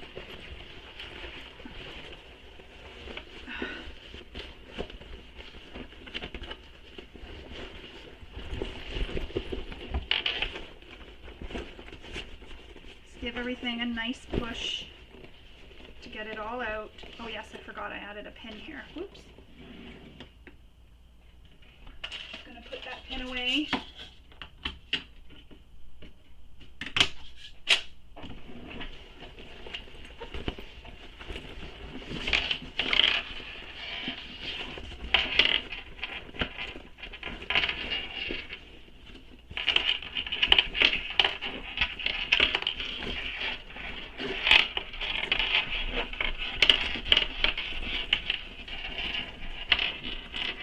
Okay, no joking, I'm in love with how this bag looks so far.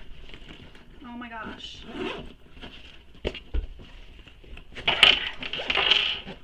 Look how awesome that is. Holy moly, it is so cute. Such a beautiful bag. Kind of want to keep it for myself. So I see a thread here that's peekabooing that I was trying to avoid. So I will need to add some clips just to help overnight with it to press, and that's okay. So before I take my pictures and everything, I'll need to add some clips.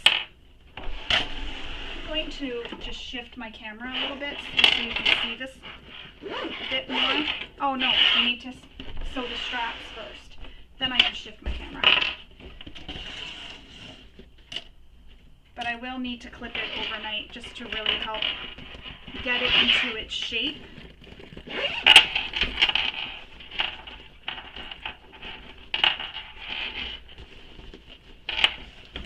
That's a really nice size backpack. This is beautiful. What a great size bag. Perfect backpack. And you could make this all plain, and you can make it for anybody in your life. You could use all plain materials if somebody doesn't want something super flashy, like my daughter. She doesn't like flashy bags. So I'd have to make it with like one solid color.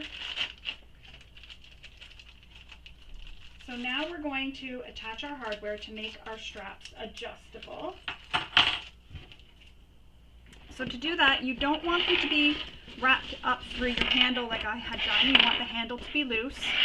What you need to do is slide the one end of your strap through the slider. So the bar is down at the bottom right now.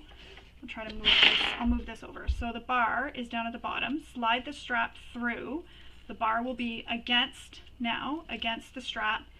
Slide the strap over the bar, so you have the bar in the middle. So can you see that? Hang on. I'm trying to find where, there, you can just see it glittering. So now the strap is wrapped around the middle bar. Then we're going to take this and loop it through your hardware on the bag. And you'll then repeat that same process for attaching the slider. You'll slide this loose end of the strap through the bar, so through the top, by the top, and down over the middle bar. And you can rivet this or you can sew it. I'm going to sew this just for some security, and just because I don't have any more of those rivets left, but I'm just pulling on it to make sure, and it's nice and tight. You also want to make sure that your strap's not twisted in any way. So I'm just going to sew a whole bunch of rows. So again, make sure the strap's not twisted. Slide the short end, or the loose end of your strap up over, the center bar, down over the center bar, so that the center bar is being in the middle, held with the strap. Then bring the strap over to where your D-ring is, and again, make sure it's not twisted. You want it all nice and straight, not twisted. Slide it through your D-ring. So when you're sliding it through, you saw I went from the outer edge into the middle of the bag. And again, we're going to slide this up over the middle bar. So I hold it like this. So the middle bar, when you're holding it like this, or the bar that you're sliding it through, is the middle bar between the top here, the one that's not nearest the hardware down here. So you're sliding it up over that middle bar and back down. I hope that makes sense. So it looks like this. So you see how it comes out on this side? So right now that loose end comes out on this side. So the side here. Clip it in place. I hope that makes sense. I'm going to try and get a little bit closer to the camera here to show you again. It's hard doing this. So, and I hope my camera will focus enough. So here's my slider, and I have a movable bar, but you may not have one that has the center bar that can be moved. You may have one that has the bar that's stuck right there. So if you do, you slide the strap up through and over the center bar. So now the center bar, that's holding on to the center bar. Making sure this isn't twisted. Bring it from the outside of the bag, on this side of the bag, through, going towards the center of the bag. just like that. And now, you see how it's not twisted here? Now, slide this out a bit so you can fit it. The strap is going to come up again over the middle bar and back down. So now it's got the middle bar in the middle of that strap right there. Clip it in place, and I'm just going to see how much I clipped that one in place. And I might have to bring it down a bit so that I can sew it. Now just make sure when you're sewing that you're going to be sewing the right pieces together. You don't want to sew the wrong side part of the strap together. So make sure the only thing that's under your presser foot is the strap that you are sewing.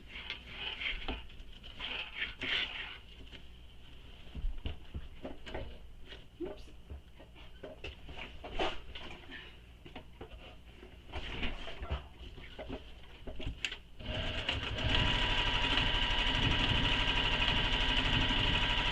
And I'm just going back and forth a bunch of times, making sure I don't hit the hardware. And the nice thing about this being black thread with the black strap is that I'm kind of going at an angle as I'm going to, back and forth to get back down to where I want to be. So I don't have to cut it off. And that'll really hold that in place, and you'll never see it either, the stitching, because it's the same color as my strap. Which is great. So now I'm going to repeat that on this side, and I just want to make sure that I'm threading it the same amount.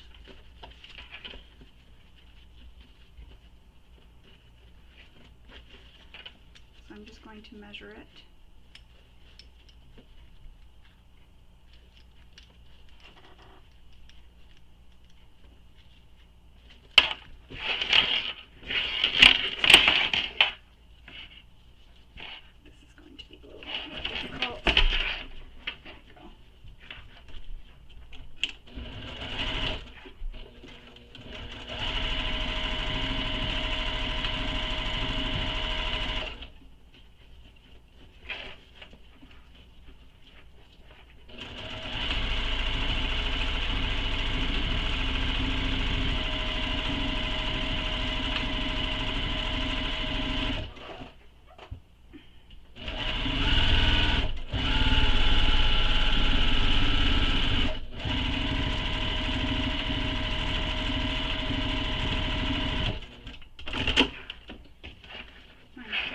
Under my table that I rest my bad leg on keeps sliding, so I have to keep stopping to check on it. For some reason it's sliding.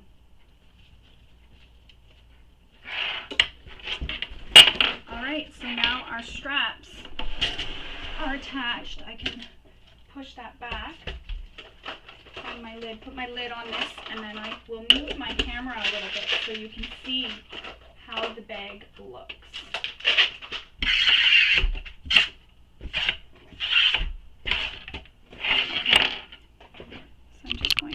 The camera a bit. And there we go. It still doesn't give you a wide enough angle, but I'll need to, as I mentioned, press my corners out overnight and get this all nicely pressed. So I'll just put clips all the way around overnight, and that'll help press it in place before I take my photos. But how beautiful is this bag? Hang on, I'll zip this closed. Look at this. I'm going to hold it like this because it's too big, so you're looking at it a bit sideways. Oh, there we go. I love it. I absolutely love this bag. You've got the zipper pocket and everything. As I mentioned, you can make this in a variety of materials, depending on your machine, of course. So use the materials that you know will work well for your machine. So you can use a variety of materials, variety of colors. You can make this for anybody. You can make it really fun, really pretty, anything you want. It's really nice and wide, so it will fit a lot.